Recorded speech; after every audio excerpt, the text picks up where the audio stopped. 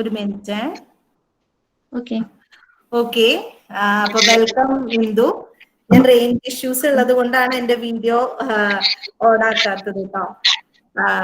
ഇന്ദുവിന്റെ പേര് ഒരുപാട്, എന്റെ പേര് ആശ എന്നാണ്. ഞാൻ ഇന്ദുവിനെ പഠിപ്പിച്ചിട്ടില്ല, പക്ഷെ ഇന്ദുവിനെ പഠിപ്പിച്ചവരിൽ നിന്ന് ഇന്ദുവിനെ കുറിച്ച് ഒരുപാട് കേട്ടിട്ടുണ്ട്. സിമി ആയാലും രാജ്യ ആയാലും എടുത്തു പറയുന്ന കുറച്ച് ആൾക്കാരുടെ പേരിൽ സ്റ്റുഡൻസിനോട്, നമ്മളോട് പേഴ്സണലി അല്ല, അല്ലെങ്കിൽ പേഴ്സണലിയും അതിലുപരി മറ്റു സ്റ്റുഡൻസിനോട് മോഡൽ എന്ന രീതിയിൽ പറയുന്ന ഒരു പേരാണ് ഇന്ദുവിന്റെ പ്രൊഫൈല്. നമ്മൾ ആ ഇതിൽ നോക്കുമ്പോൾ ഫിനാൻഷ്യൽ അനലിസ്റ്റ് എന്നതും ഒറാക്കിൾ, ആക്സെഞ്ചർ ഇതെല്ലാം ബ്രാൻഡഡ് ആണ്.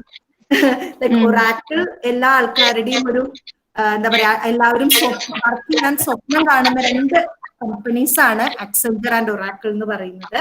സോ അങ്ങനെ ഒരു കമ്പനിയില് ഫിനാൻഷ്യൽ അനലിസ്റ്റ് എന്നുള്ള പൊസിഷനിൽ വർക്ക് ചെയ്ത ഒരാൾ എന്ന നിലയിലും, ഞങ്ങളുടെ one of the best alumni എന്നുള്ള നിലയിലും, a very successful person in life and career എന്നുള്ള നിലയിലും I am very happy to introduce Indu. So ഞാൻ അറിയാലോ, എനിക്ക് ഇന്ദുവിനെ പേഴ്സണലി അറിയാത്തത് കൊണ്ട് ഒഫീഷ്യൽ വെൽക്കമിന് ഞാൻ ശ്രമിക്കുന്നില്ല. ഞാൻ ഏറ്റവും സ്നേഹത്തോടെ സിമിനെ ഇൻവൈറ്റ് ചെയ്യാണ്. സിമി പ്ലീസ്, സിമിയുടെ ഒരു സ്റ്റുഡന്റിനെ പറ്റി സിമി തന്നെ ഒന്ന് ഇൻട്രൊഡ്യൂസ് ചെയ്യട്ടെ. സിമി.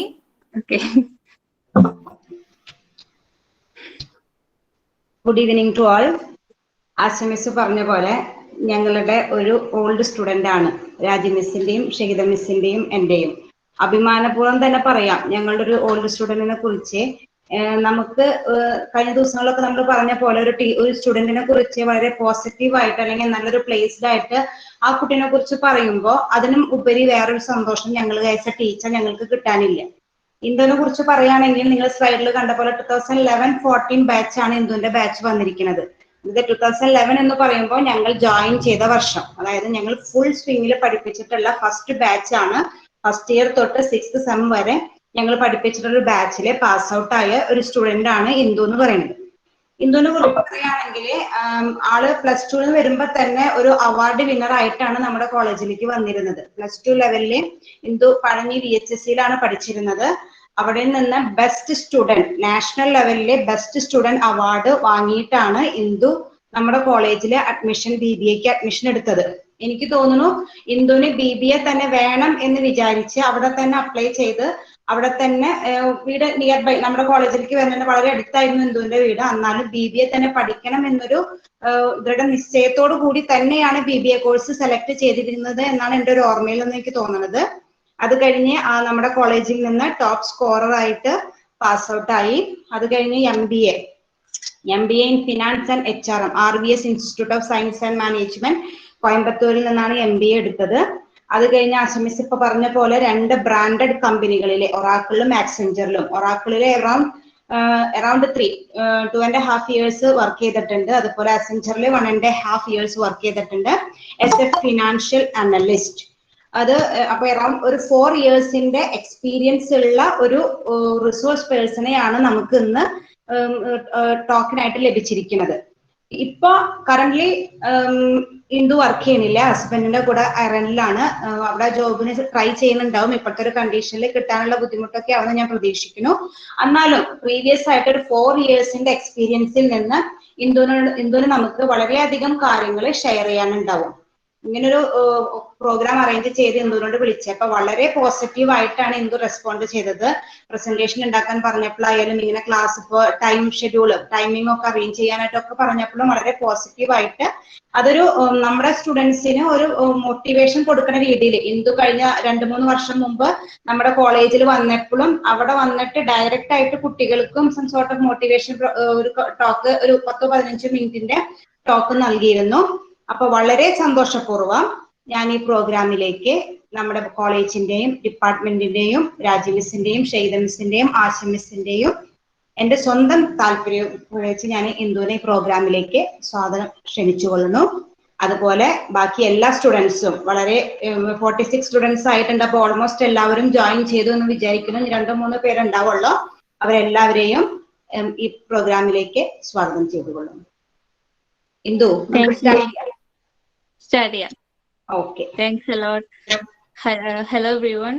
ഞാനിപ്പോ രണ്ട് സിനി മിസ്സും പിന്നെ ആശമിസ്സിനെ പറഞ്ഞ പോലെ എനിക്ക് പേഴ്സണലി അറിയില്ല. എന്നാലും രണ്ട് മിസ്സുമാർ ഓൾറെഡി എന്നെ കുറിച്ച് പറഞ്ഞു. പക്ഷെ അവര് പറഞ്ഞ അത്രയ്ക്കൊന്നും ഇല്ല കേട്ടോ. മിസ്സുമാര് സ്നേഹം കൊണ്ട് കുറച്ച് കൂടുതലും പറയും, കാര്യാക്കണ്ട. ഞാന് ഇപ്പോ ഇന്ന് നിങ്ങളുടെ അടുത്ത് പറയാൻ വന്നിരിക്കുന്നത് എന്ന് പറയുന്നത് ജസ്റ്റ് ഒരു ഫിനാൻസ് ജോബ് ഓപ്പർച്യൂണിറ്റീസിനെ കുറിച്ചാണ്. അപ്പോൾ ഞാൻ മിസ് ഓൾറെഡി പറഞ്ഞ പോലെ 2011-14 BBA ബാച്ച് ആണ്. അപ്പോ നിങ്ങൾ ജസ്റ്റ് ഒരു പാസ് ഔട്ട് ആയ ഒരു സീനിയർ അല്ലെങ്കിൽ ഒരു ചേച്ചി പറയുന്ന കുറച്ച് കാര്യങ്ങൾ അങ്ങനെ വിചാരിച്ചാൽ മതി. പിന്നെ ഞാൻ പറയാൻ പോകുന്ന കാര്യങ്ങൾ എന്ന് പറയുന്നത് മെയിൻ ആയിട്ട് ജോബ് ഓപ്പർച്യൂണിറ്റീസിനെ ഫോക്കസ് ചെയ്തിട്ടുള്ളതാണ്. അപ്പോ ഞാൻ പറയുന്ന കൂടുതൽ ഡീറ്റെയിൽസ് നിങ്ങൾക്ക് എത്രത്തോളം മനസ്സിലാവുമെന്ന് എനിക്ക് അറിയില്ല. കാരണം മിക്ക ഡീറ്റെയിൽസും നിങ്ങൾക്ക് ഗ്രാജുവേഷൻ അല്ലെങ്കിൽ പോസ്റ്റ് ഗ്രാജുവേഷൻ കഴിഞ്ഞാൽ യൂസ്ഫുൾ ആവുന്ന ഇൻഫർമേഷൻ ആണ്. പക്ഷേ പോലും നിങ്ങളിപ്പോ BBA ജോയിൻ ചെയ്തു, സ്റ്റാർട്ട് ചെയ്യാൻ പോവാണ്. അപ്പൊ നമ്മൾ എടുക്കാൻ പോകുന്ന കോഴ്സിനെ കുറിച്ച് അല്ലെങ്കിൽ അത് കഴിഞ്ഞാൽ നമ്മൾ ചെയ്യാൻ സാധ്യതയുള്ള ജോബിനെ കുറിച്ച് ഒന്ന് അറിഞ്ഞിരിക്കുന്നത് എപ്പോഴും ഒരു നല്ലതാണ്. അപ്പൊ അത് മാത്രമേ ഞാൻ പറയാൻ ഉദ്ദേശിക്കുന്നുള്ളൂ. ഇൻഡെപ്ത് ആയിട്ട് ഒന്നും പറയുന്നില്ല. നിങ്ങൾ അധികം ബോറടിപ്പിക്കില്ല, വേഗം പോയിക്കോളാം. അപ്പൊ എന്തായാലും ഒരുപാട് സന്തോഷം മിസ്സുമാരെ എന്നെ ഇൻവൈറ്റ് ചെയ്തതിന്. നിങ്ങൾക്ക് എന്തായാലും എനിക്ക് നല്ല ഉറപ്പിച്ചു പറയാൻ, നല്ല ബ്ലെസ്ഡ് ആണ്, നല്ല മിസ്സുമാരാണ്. നമുക്കെപ്പോഴും നല്ലൊരു ഫ്യൂച്ചർ അല്ലെങ്കിൽ നല്ലൊരു കരിയർ കിട്ടുന്നതിൽ നമ്മുടെ ഹാർഡ് വർക്ക് മാത്രമല്ല, നമ്മൾ പഠിപ്പിച്ച നമ്മുടെ ഗുരുക്കന്മാരുടെ ഒരു സപ്പോർട്ട് എപ്പോഴും ആവശ്യമാണ്. അപ്പൊ അതും കൂടെ ഉള്ളത് കൊണ്ടാണ് അവരിപ്പോ എന്തൊക്കെ എന്നെ കുറിച്ച് പറഞ്ഞു ആ ഒരു പൊസിഷനിൽ ഇരിക്കാനും ഇങ്ങനെ ഒരു എക്സ്പീരിയൻസ് കിട്ടാൻ എന്നെ ഹെൽപ്ഫുൾ ആയത് തീർച്ചയായും പഠിപ്പിച്ച ടീച്ചേഴ്സിന്റെയും കൂടെ കഴിവുകൊണ്ടാണ്. അപ്പോ അതുകൊണ്ട് അവർക്കും കൂടിയാണ് അതിന്റെ ക്രെഡിറ്റ്. അപ്പൊ എന്തായാലും നമുക്ക് തുടങ്ങാം, സ്റ്റാർട്ട് ചെയ്യാം. അപ്പോ എന്താണ് ഞാൻ പറഞ്ഞ പോലെ ഞാൻ പറയാൻ പോകുന്നത് ഫിനാൻസ് സെക്ടറിനെ കുറിച്ചിട്ടാണ്. അപ്പോ ആദ്യം ജസ്റ്റ് എന്താണ് ഫിനാൻസ് എന്നുള്ളതുകൊണ്ട്, ഇപ്പോ നിങ്ങൾ ചെയ്യാൻ പോകുന്നത് BBA ഇൻ ഫിനാൻസ് ആണ്. അപ്പൊ ആദ്യം തന്നെ എന്താണ് ഈ ഫിനാൻസ് എന്നുള്ളതുകൊണ്ട് ഉദ്ദേശിക്കുന്നതെന്നുള്ളത് ഞാൻ പറയാം. ജസ്റ്റ് ഒരു ചെറിയ സിമ്പിൾ ടേംസിൽ പറയുകയാണെങ്കിൽ ഫിനാൻസ് എന്നുള്ളത് ഒരു മാനേജ്മെന്റ് ഓഫ് മണി എന്ന് പറയാം. നമ്മുടെ കയ്യിൽ കുറച്ച് കാശുണ്ട്, ആ കാശ് എങ്ങനെ ഒരു ഫ്രൂട്ട്ഫുൾ ആയിട്ട് എങ്ങനെ നമുക്ക് ചെലവാക്കാം, അല്ലെങ്കിൽ നമുക്ക് എങ്ങനെ ഒരു ബഡ്ജറ്റ് ക്രിയേറ്റ് ചെയ്യാം, എങ്ങനെ സ്പെൻഡ് ചെയ്യാം, അതിനെക്കുറിച്ച് പറയുന്നതാണ് ഈ ഫിനാൻസ് എന്നുള്ളതുകൊണ്ട് ഉദ്ദേശിക്കുന്നത്. അല്ലെങ്കിൽ വേറൊരു അർത്ഥത്തിൽ പറയുകയാണെങ്കിൽ ഒരു ഓർഗനൈസേഷന് അല്ലെങ്കിൽ ഒരു വ്യക്തിക്ക് ഫണ്ട് അലോക്കേറ്റ് ചെയ്യുക, ഇതാണ് ചെറിയ രീതിയിൽ ഒരു ഫിനാൻസ് എന്നുള്ളതുകൊണ്ട് എന്താണ് ഉദ്ദേശിക്കുന്നത്, ഇതാണ് ഫിനാൻസ് എന്ന് പറയുന്നത്.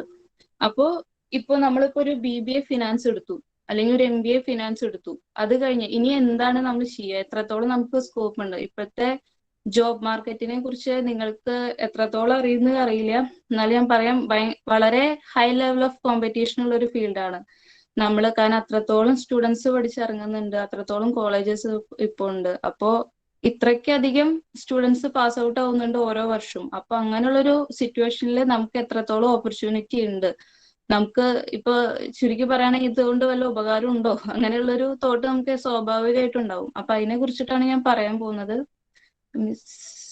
Next slide.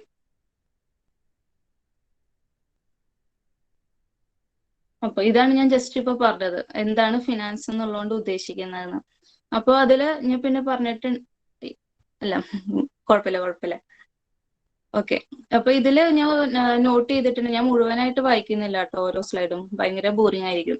അപ്പൊ ഇതിന് ഞാൻ പറഞ്ഞിട്ടുണ്ട് കുറച്ച് സെക്ടേഴ്സിനെ കുറിച്ചിട്ട്: financial services, investment banking, management consulting, wealth management, hedge fund management. ഇതൊക്കെ എന്ന് പറയുന്നത് നമുക്ക് ഒരു ഫിനാൻസ് ഗ്രാജുവേറ്റിന് അല്ലെങ്കിൽ ഫിനാൻസ് എടുത്ത ഒരു സ്റ്റുഡന്റിന് സാധ്യതയുള്ള വളരെ ഇമ്പോർട്ടന്റ് ആയിട്ടുള്ള കുറച്ച് സെക്ടേഴ്സ് ആണ്. ഇപ്പൊ ഇതില് ബാങ്ക്സിനെ കുറിച്ചിട്ട് ഞാൻ പറയേണ്ട കാര്യമില്ല, നിങ്ങൾക്ക് ഓൾറെഡി അറിയാം. നമ്മൾ കൊമേഴ്ഷ്യൽ ബാങ്ക്സിനെ കുറിച്ച് നമുക്ക് എല്ലാവർക്കും അറിയുന്നതാണ്. അപ്പോ ഈ കൊമേഴ്ഷ്യൽ ബാങ്കിലും അതുപോലെ തന്നെ നമുക്ക് സാധ്യതയുള്ള അല്ലെങ്കിൽ ജോബ്സിന് സാധ്യതയുള്ള ഒരു ഫീൽഡാണ് ഇൻവെസ്റ്റ്മെന്റ് ബാങ്കിങ് എന്ന് പറയുന്നത്. ഇൻവെസ്റ്റ്മെന്റ് ബാങ്കിങ് എന്ന് പറഞ്ഞാൽ എന്താ ഉദ്ദേശിക്കുന്നതെന്ന് പറഞ്ഞാല്, ഇപ്പൊ നമ്മൾ സാധാരണ ഒരു കൊമേഴ്ഷ്യൽ ബാങ്കിൽ എന്താ നമ്മൾ ചെയ്യുന്നത്, അല്ലെ കൊമേഴ്ഷ്യൽ ബാങ്ക് എന്താ ചെയ്യുന്നത്, ഒരു കസ്റ്റമറിന്റെ അടുത്ത് നിന്ന് ഡെപ്പോസിറ്റ് മേടിക്കുക, ലോൺ കൊടുക്കുക, പിന്നെ മറ്റ് ഫിനാൻഷ്യൽ ട്രാൻസാക്ഷൻ, അങ്ങനെയുള്ള പല ഫിനാൻഷ്യൽ സർവീസ് ആണ് ഒരു സാധാരണ ബാങ്ക് ചെയ്യുന്നത്. ഇതിന്ന് വ്യത്യാസമാണ്, പേര് മാത്രമേ നമുക്ക് സിമിലാരിറ്റി ഉള്ളൂ. ഇൻവെസ്റ്റ്മെന്റ് ബാങ്കിങ് എന്ന് പറഞ്ഞാൽ എന്ത് ഉദ്ദേശിക്കുന്നത് പറഞ്ഞാൽ, വലിയ ഒരു ലാർജ് കോർപ്പറേഷൻ അല്ലെങ്കിൽ ഓർഗനൈസേഷന് ഫിനാൻഷ്യൽ സർവീസ് കൊടുക്കുക, അല്ലെങ്കിൽ അവർക്ക് ആവശ്യമുള്ള ഒരു ക്യാപിറ്റൽ, ഒരു ബിസിനസ് സ്റ്റാർട്ട് ചെയ്യാൻ ക്യാപിറ്റൽ ആവശ്യമാണല്ലോ, നമുക്ക് എല്ലാവർക്കും അറിയാം. അപ്പൊ ആ ക്യാപിറ്റൽ റേസ് ചെയ്യാൻ ഹെൽപ്പ് ചെയ്യുക, ഇതാണ് ഈ ഇൻവെസ്റ്റ്മെന്റ് ബാങ്കിങ് എന്നുള്ളതുകൊണ്ട് ഉദ്ദേശിക്കുന്നത്.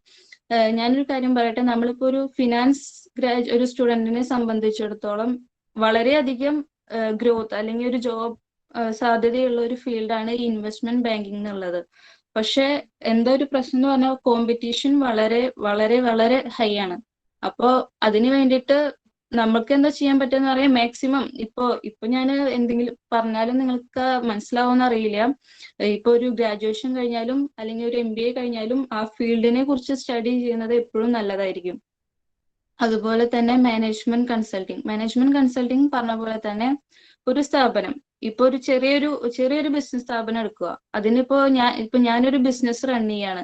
ഇപ്പൊ ഞാനൊരു തുടക്കക്കാരിയാണെന്ന് വിചാരിക്കുക. എനിക്ക് ആ ബിസിനസ് എങ്ങനെ സക്സസ്ഫുൾ ആയി കൊണ്ടുപോകാം, അല്ലെങ്കിൽ എനിക്ക് ഇപ്പോൾ ഉള്ള മാനേജ്മെന്റിൽ എന്തെങ്കിലും മാറ്റങ്ങൾ വരുത്തണോ, ഇപ്പോൾ ഉള്ള ഞാൻ യൂസ് ചെയ്യുന്ന ടെക്നോളജി മാറ്റം വരുത്തണോ, എങ്ങനെയൊക്കെ എന്റെ ബിസിനസ് ഗ്രോത്ത് എങ്ങനെ നടത്താന്ന് അതിനെ ഒരു സ്ഥാപനത്തെ ഹെൽപ്പ് ചെയ്യുന്നവരാണ് ഈ മാനേജ്മെന്റ് കൺസൾട്ടിങ് എന്ന് പറയുന്നത്. അതുപോലെ തന്നെ ഇൻഷുറൻസ് ഇൻഡസ്ട്രീനെ കുറിച്ച് പിന്നെ ഞാൻ പറയേണ്ട ആവശ്യം, നമുക്ക് എല്ലാവർക്കും അറിയുന്നതാണ് എന്താണ് ഇൻഷുറൻസ് എന്നുള്ളത്. അതുപോലെ തന്നെ asset finance and hedge fund management. ഈ ഹെഡ്ജ് ഫണ്ട് മാനേജ്മെന്റ് എന്നുള്ളതുകൊണ്ട് എന്താ ഉദ്ദേശിക്കുന്നതെന്ന് പറഞ്ഞാല്, ഒരു ഉദാഹരണം പറയാം. ഞാനിപ്പോ ഒരു ബിസിനസ് റൺ ചെയ്തുകൊണ്ടിരിക്കുകയാണ്. പെട്ടെന്ന് ഒരു മാർക്കറ്റിൽ ഇപ്പോ ഒരു ബിസിനസിന്റെ വളർച്ചയും താഴ്ചയും ആ ഒരു മാർക്കറ്റിനെ ബേസ് ചെയ്തിട്ടിരിക്കും. പെട്ടെന്ന് ഒരു മാർക്കറ്റിൽ ഉണ്ടാവുന്ന ഒരു ഫ്ലക്ച്വേഷൻസ് ഈ ബിസിനസിനെ എന്താ പറയാ ബാധിക്കാൻ വളരെയധികം ചാൻസ് ഉണ്ട്. അപ്പൊ പെട്ടെന്ന് ആ മാറ്റങ്ങൾ നമ്മുടെ ബിസിനസിനെ ബാധിച്ച നമുക്ക് അതിന് മാനേജ് ചെയ്യാൻ ആവശ്യമുള്ള പൈസ നമ്മുടെ കയ്യിൽ ഉണ്ടാവണമെന്നില്ല. എപ്പോഴും അത്രയും ഫണ്ട് ആരും കയ്യിൽ വെക്കില്ലല്ലോ. അപ്പോ പെട്ടെന്ന് ഉണ്ടാവുന്ന മാറ്റങ്ങൾ, ബിസിനസ്സിൽ ഉണ്ടാവുന്ന മാറ്റങ്ങൾ ഹാൻഡിൽ ചെയ്യാൻ ഒരു ഓൾട്ടർനേറ്റീവ് ഫണ്ടിങ് നമുക്ക് എപ്പോഴും വേണം. പെട്ടെന്ന് നമുക്ക് എന്തെങ്കിലും ബുദ്ധിമുട്ടോ ഒരു എമർജൻസി ഉണ്ടായാൽ നമുക്ക് എടുത്ത് ഹാൻഡിൽ ചെയ്യാൻ പൈസ വേണം. ആ ആൾട്ടർനേറ്റീവ് ഫണ്ടിനെ പറയുന്നതാണ് ഈ ഹെഡ്ജ് ഫണ്ട് മാനേജ്മെന്റ് എന്നുള്ളത്.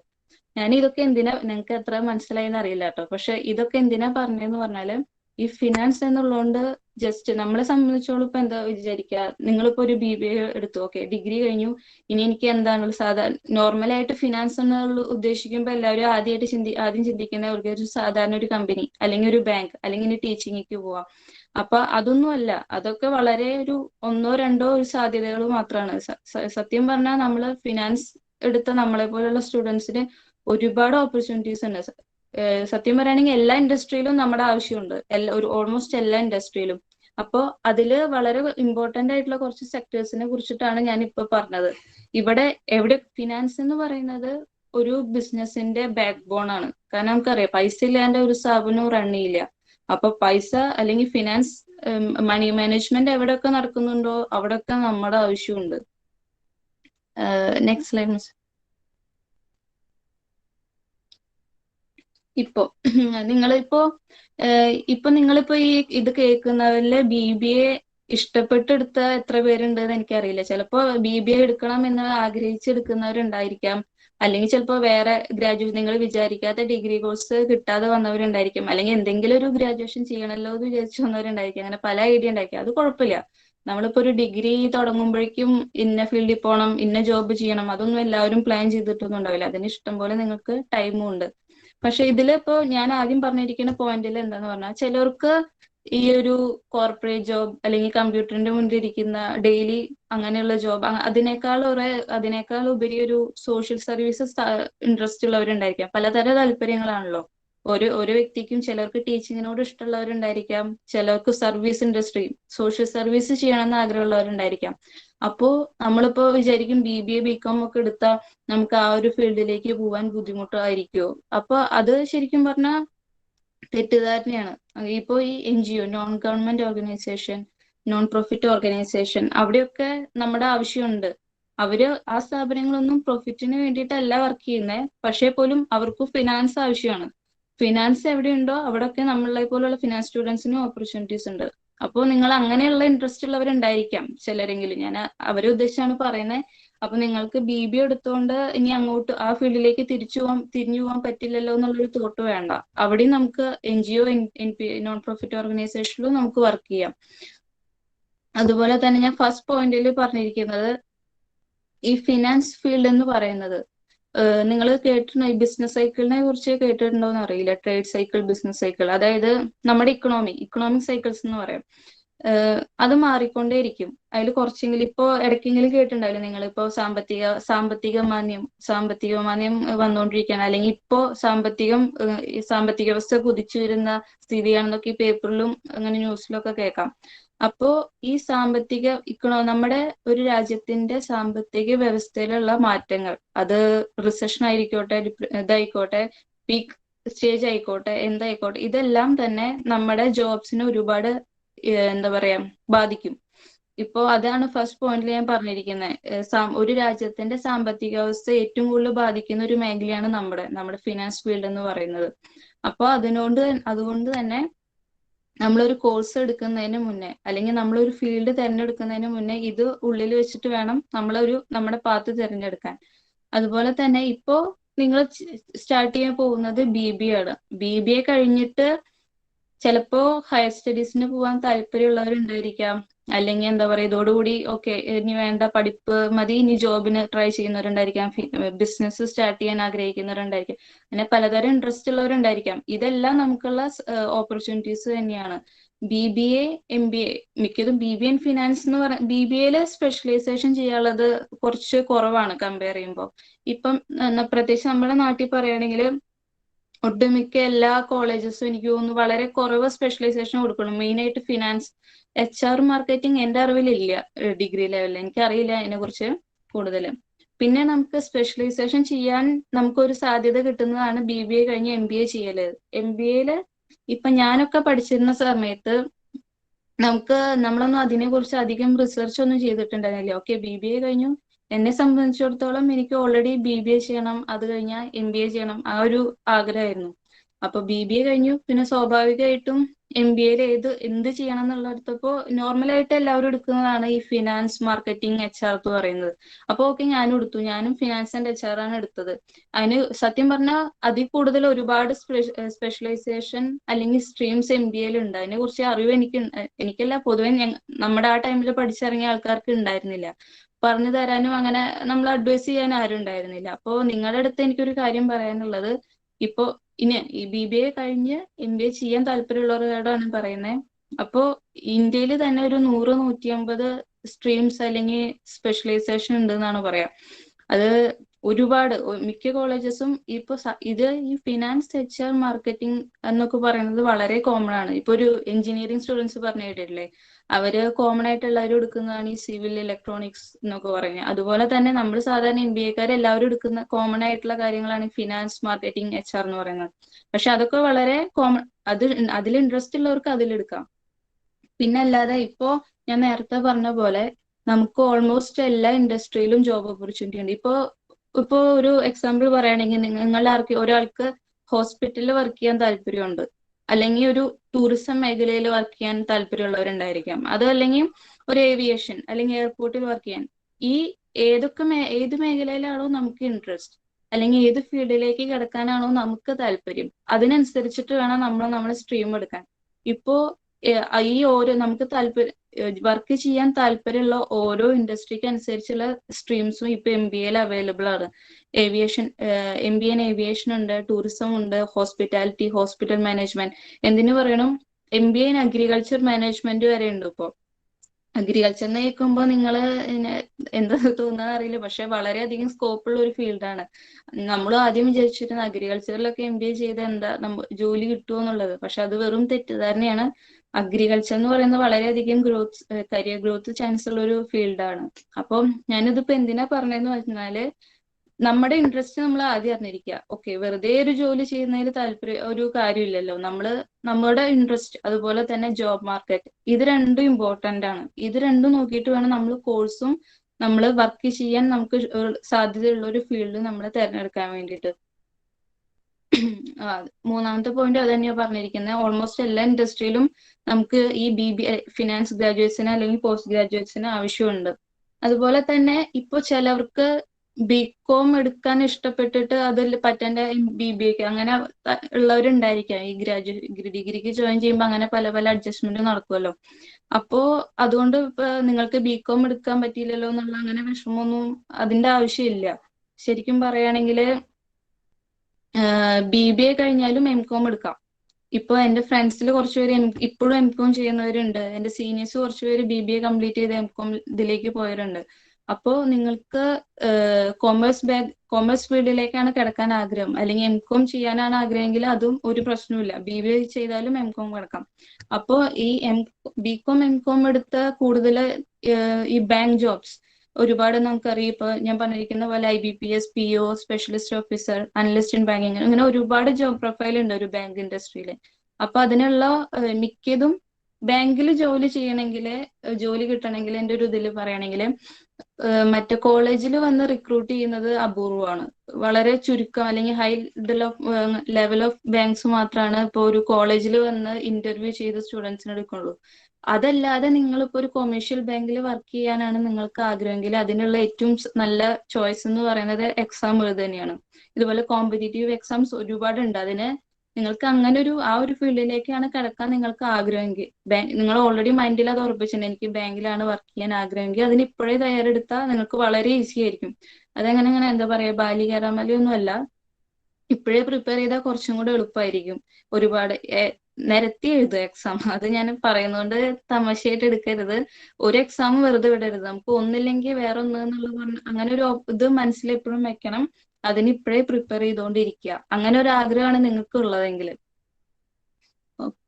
നെക്സ്റ്റ്.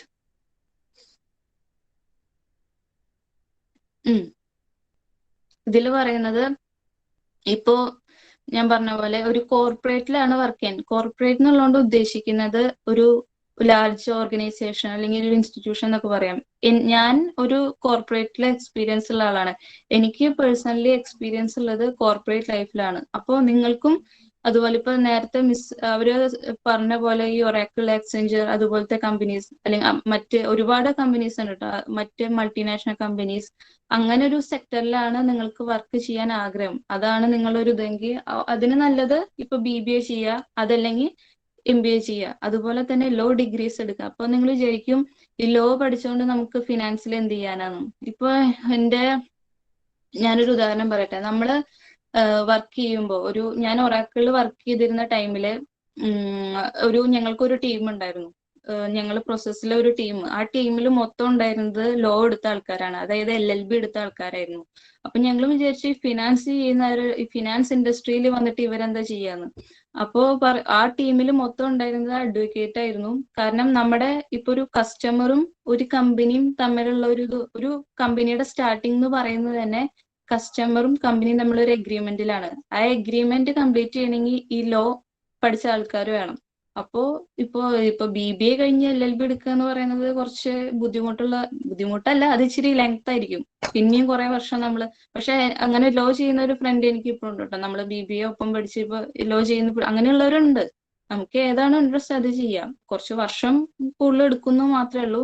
അപ്പൊ ആ ഒരു ലെവലിൽ നിങ്ങൾക്ക് അങ്ങനെ പോകാൻ താല്പര്യം ഉണ്ടെങ്കിൽ, ഫിനാൻസ് ഇൻഡസ്ട്രിയിൽ വർക്ക് ചെയ്യണം, ഒപ്പം നിയമം അല്ലെങ്കിൽ ലോ ഫീൽഡും വേണം എന്നുള്ള ആഗ്രഹമുള്ളവർക്ക് ഇപ്പൊ BBA കഴിഞ്ഞ് LLB ചെയ്യാം. LLB എന്ന് പറയുമ്പോൾ 3 വർഷം. അത് കഴിഞ്ഞപ്പോൾ നിങ്ങൾക്ക് ഇതുപോലത്തെ കമ്പനീസിൽ കോർപ്പറേറ്റിൽ വർക്ക് ചെയ്യാം. ലോ എടുത്താല് നമ്മൾ ഈ കോടതിയും മാത്രമേ പോകാൻ പറ്റുള്ളൂ, അല്ലെങ്കിൽ ആ വക്കീൽ, ആ അഡ്വക്കേറ്റ്, ആ ഇതിൽ മാത്രമേ വർക്ക് ചെയ്യാൻ പറ്റുള്ളൂ എന്നില്ല. നമുക്ക് ഒരുപാട് മിക്ക മൾട്ടിനാഷണൽ കമ്പനിയിലും ലോ എടുത്ത ആൾക്കാരെ ആവശ്യമാണ്. അതുപോലെ തന്നെ പിന്നെ CA/CS, അതിനെ കുറിച്ചിട്ട് ഞാൻ കൂടുതൽ പറയുന്നില്ല. എനിക്ക് തോന്നുന്നു നിങ്ങൾക്ക് വേറൊരു സെഷൻ ഉണ്ട് തോന്നുന്നു ഇതിന് വേണ്ടിയിട്ട്. അപ്പോ അതെന്ന് പറയുന്നത് CA, CS, ICW എന്നൊക്കെ പറയുന്നത്, ചാർട്ടേഡ് അക്കൗണ്ടന്റ്, കമ്പനി സെക്രട്ടറി എന്നൊക്കെ പറയുന്നത് നമ്മള് ഫിനാൻസ് സ്റ്റുഡൻസിനെ സംബന്ധിച്ചുള്ള ഒരു എക്സ്ട്രീം ലെവലാണ്. അതായത് എപ്പോഴും സ്കോപ്പുള്ള, അല്ലെങ്കിൽ ഏതൊരു അവസ്ഥയിലും, ഇപ്പൊ സാമ്പത്തികമായി ആയിക്കോട്ടെ, ഏതൊരു അവസ്ഥയിലും എപ്പോഴും ജോബ്സിന് സാധ്യതയുള്ള ഒരു ഫീൽഡാണ് ഈ CA/CS എന്ന് പറയുന്നത്. ഇപ്പോ പക്ഷെ വളരെ, ഞാൻ പറയേണ്ട കാര്യമില്ല, നിങ്ങൾക്ക് എല്ലാവർക്കും അറിയായിരിക്കും, ഭയങ്കര ടഫാണ് എക്സാം ക്ലിയർ ചെയ്യണമെങ്കിൽ. പക്ഷെ ക്ലിയർ ചെയ്താൽ പിന്നെ നിങ്ങൾക്ക് തിരിഞ്ഞു നോക്കേണ്ട ആവശ്യമില്ല. നിങ്ങൾ ഓൾറെഡി കരിയർ സെറ്റിൽ ആണ്. കാരണം അവർക്ക് ഏതൊരു കമ്പനി, ഇപ്പൊ ഒരു കമ്പനിയിൽ ഒരു ഇന്റർവ്യൂ നടക്കുമ്പോൾ നമ്മൾ MBA അല്ലെങ്കിൽ MCOM അല്ലെങ്കിൽ മറ്റ് പോസ്റ്റ് ഗ്രാജുവേഷൻ കോഴ്സ് 90% കംപ്ലീറ്റ് ചെയ്തിട്ടും കാര്യമില്ല. ഒരു CA അല്ലെങ്കിൽ CS അവിടെ ഉണ്ടെങ്കിൽ അവർ ആദ്യം പ്രിഫർ ചെയ്യുന്നത് അവരെയായിരിക്കും. കാരണം അത്രയും നോളജ് അവർക്കുണ്ട്. ആ കാരണം കൊണ്ട് അപ്പോൾ ഹാർഡ് വർക്ക് ചെയ്യേണ്ടി വരും. അതിങ്ങനെ പറ്റാത്ത സംഭവമൊന്നും അല്ല, അങ്ങനെയൊന്നും നിങ്ങൾ വിചാരിക്കേണ്ട. കുറച്ച് അത്യാവശ്യം എഫേർട്ട് എടുക്കണം, നല്ല ഹാർഡ് വർക്ക് ചെയ്യണം. അങ്ങനെ അപ്പൊ CA ഫീൽഡിൽ ചെയ്യാൻ താല്പര്യമുള്ളവർക്ക് അങ്ങനെയും പോവാം. CA ഈ കോഴ്സ് ചെയ്താലുള്ള ഒരു ഉപകാരം എന്താണെന്ന് വെച്ചാൽ നമുക്കൊരു കമ്പനിയിൽ വർക്ക് ചെയ്യണം എന്നൊരു നിർബന്ധമില്ല. നമുക്ക് സ്വന്തമായിട്ട് കൺസൾട്ടൻസി തുടങ്ങാം, നമുക്ക് തന്നെ സ്റ്റാർട്ട് ചെയ്യാം. അങ്ങനെ ഒരു ഉപകാരമുണ്ട്. അതുപോലെ തന്നെ മൂന്നാമത്തെ പോയിന്റിൽ പറയുന്നത്, ഇപ്പോ ഞാൻ നേരത്തെ പറഞ്ഞ പോലെ ഇപ്പൊ ഈ ഫീൽഡ് ഒന്നും വേണ്ട, ബാങ്കോ കോർപ്പറേറ്റോ അല്ലെങ്കിൽ ഇങ്ങനത്തെ ജോബ്സ് ഒന്നും അല്ലാതെ ടീച്ചിങ്ങിൽ ഇഷ്ടമുള്ളവരുണ്ടായിരിക്കാം. അപ്പോ നമ്മൾ മിസ്സുമാർ അതിനെ കുറിച്ച് അവരോട് ചോദിച്ചാൽ മതി ഡൗട്ട്സ് എന്തായാലും. കാരണം പോസ്റ്റ് ഗ്രാജുവേഷൻ കഴിഞ്ഞ് അതിനനുസരിച്ചുള്ള എക്സാംസ് എഴുതി നിങ്ങൾക്ക് ടീച്ചിങ് ഫീൽഡിലേക്ക് കയറാം. അതല്ലെങ്കിൽ MPhil PhD, ഒരു വെർട്ടിക്കൽ ഗ്രോത്ത് ആണ് നിങ്ങൾക്ക് ആവശ്യമെങ്കിൽ, അത്രയും ഹയർ സ്റ്റഡീസ് ഉണ്ടെങ്കിൽ PhD ചെയ്യാം. PhD എന്ന് പറഞ്ഞാൽ നമുക്ക് ഏതാണോ സബ്ജക്ട് ഇഷ്ടം, മാനേജ്മെന്റോ, നമുക്ക് ഫിനാൻസ് ഫീൽഡിന് തന്നെ ഒരുപാട് റിസർച്ചിന് സാധ്യതയുള്ള ഒരുപാട് സബ്ജക്ട് ഉണ്ട്. അതിന് ഏറ്റവും നല്ലത് നിങ്ങൾക്ക് ചോദിക്കാൻ മിസ്സുമാരുടെ അടുത്താണ്. കാരണം നമുക്ക് PhD ചെയ്യുന്ന മിസ് അവരുണ്ട്. അതുപോലെ തന്നെ ലാസ്റ്റിൽ പറഞ്ഞത് അതന്നെ, ഫിനാൻസ് എന്ന് പറയുന്നത് ഒരു കമ്പനിക്കും അത് എത്ര വലുതായിക്കോട്ടെ എത്ര ചെറുതായിക്കോട്ടെ ഏത് ടൈപ്പ് ഓഫ് കമ്പനി ആയിക്കോട്ടെ, ഫിനാൻസ് എന്നൊരു ഘടകം ഇല്ലാതെ വർക്ക് ചെയ്യാൻ പറ്റില്ല. കാരണം ഏതൊരു അവസ്ഥയിലും ഒരു ബിസിനസിന്റെ ബാക്ക് ബോൺ എന്ന് പറയുന്നത് ഫിനാൻസ് ആണ്. അപ്പോ എവിടെയൊക്കെ ഫിനാൻസ് ഉണ്ടോ അവിടെയൊക്കെ നമുക്കും ഓപ്പർച്യൂണിറ്റി ഉണ്ട്. നെക്സ്റ്റ്.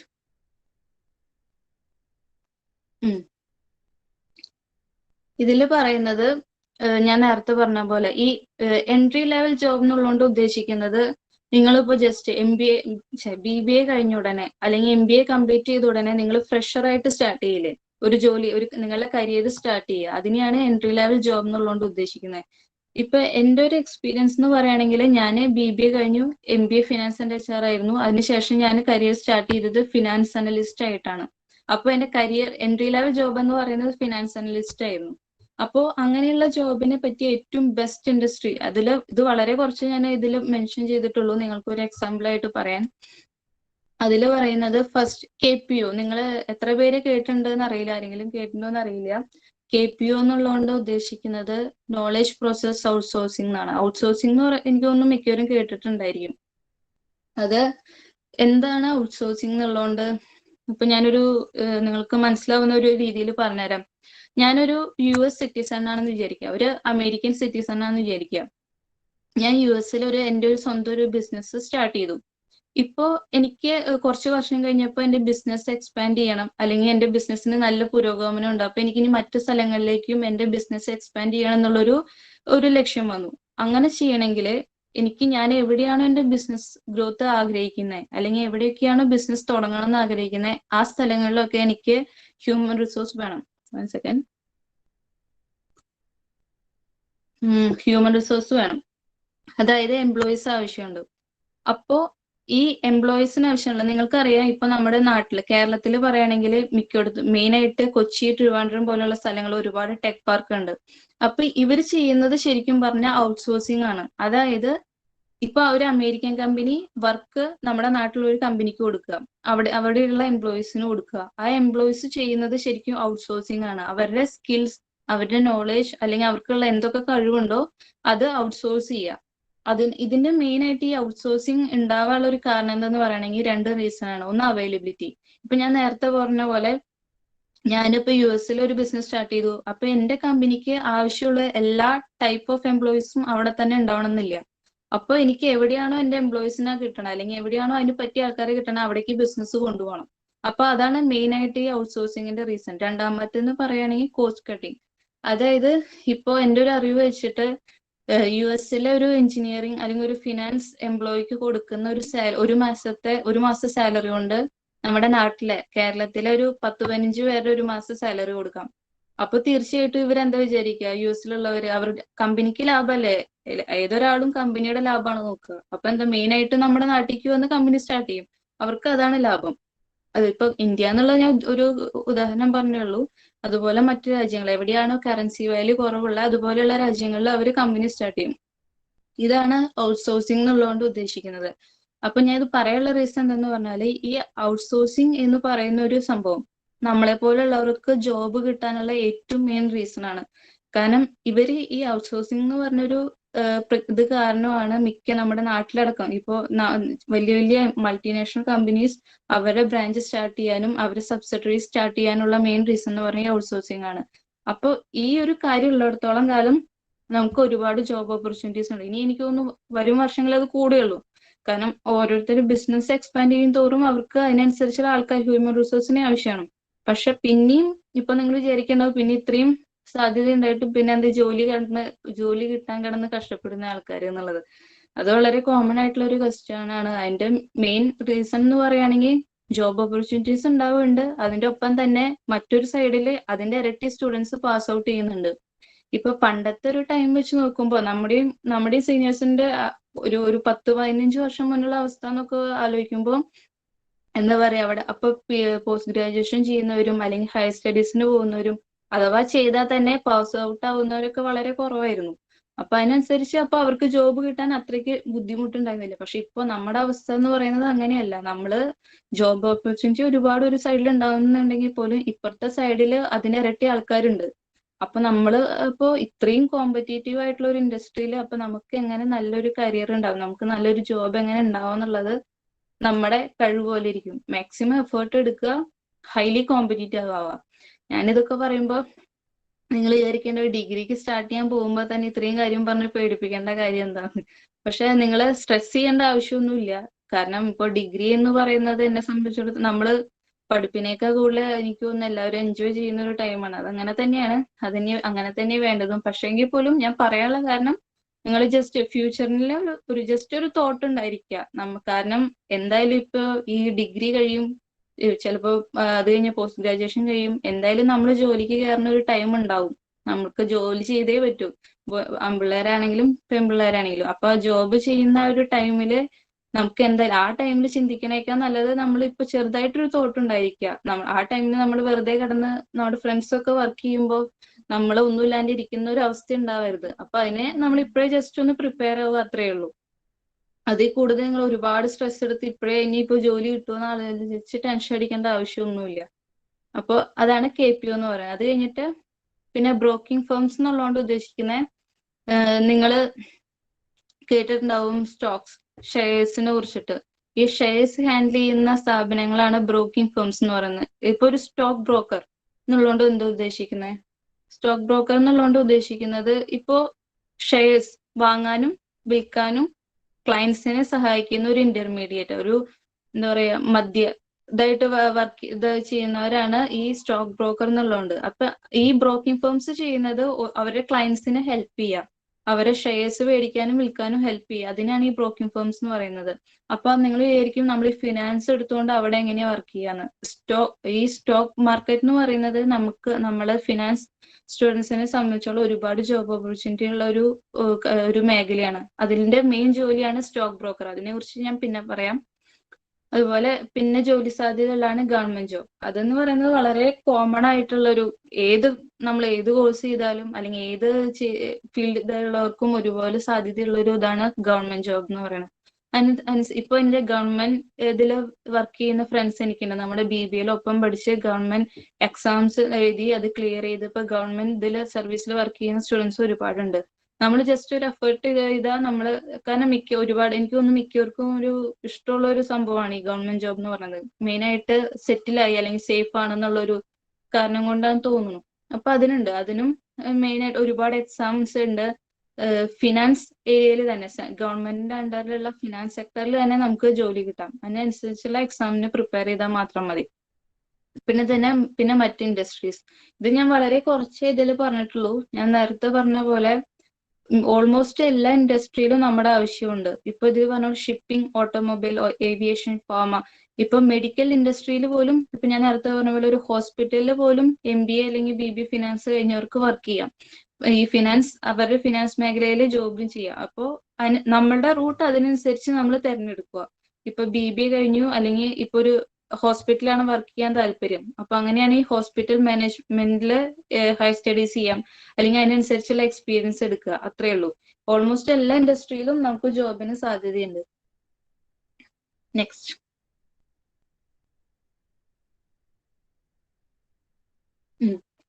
ഇതും ഞാൻ ആദ്യം സ്റ്റാർട്ട് ചെയ്യുമ്പോൾ പറഞ്ഞൊരു കാര്യമാണ്. കാരണം ഇപ്പൊ എൻ്റെ ഒരു എക്സ്പീരിയൻസ് എന്ന് വെച്ച് നോക്കുവാണെങ്കിൽ നമ്മൾക്ക് പ്ലേസ്മെന്റിന് ഒരുപാട് കമ്പനീസ് വരും. നമ്മളിപ്പോ ഞാൻ MBA ചെയ്തുകൊണ്ടിരിക്കുമ്പോൾ ഒരുമാതിരിപ്പെട്ട എല്ലാ കോളേജിലേക്കും നമ്മുടെ കോഴ്സ് കംപ്ലീറ്റ് ചെയ്യുന്ന ടൈം ആകുമ്പോൾ കമ്പനീസ് ഇങ്ങോട്ട് വരും ഇന്റർവ്യൂ ചെയ്യാൻ സ്റ്റുഡൻസിനെ. അപ്പോ ഞാനൊരു അഭിപ്രായം പറയുകയാണെങ്കിൽ നമുക്ക് ജോബിന് കയറാൻ പറ്റിയ ഏറ്റവും നല്ലൊരു ചാൻസ് ആണ് ആ ഒരു പ്ലേസ്മെന്റ് എന്ന് പറയുന്നത്. കാരണം കമ്പനീസ് നമ്മളെ അന്വേഷിച്ച് ഇങ്ങോട്ട് വരുവാണ്. ഫ്രഷർ ആയിരിക്കുമ്പോൾ ഒരു ഇതെന്താന്ന് പറഞ്ഞാല് നമ്മളൊരു ഫ്രഷർ, അതായത് കോഴ്സ് കംപ്ലീറ്റ് ചെയ്തിരിക്കുന്ന സ്റ്റുഡന്റിനെ സംബന്ധിച്ചോളം അവർക്ക് ഒരുപാട് എക്സ്പെക്ടേഷൻ ഒന്നും ഉണ്ടാവില്ല. കാരണം അവർക്കറിയാം പഠിച്ചിറങ്ങിയിട്ടേ ഉള്ളൂ.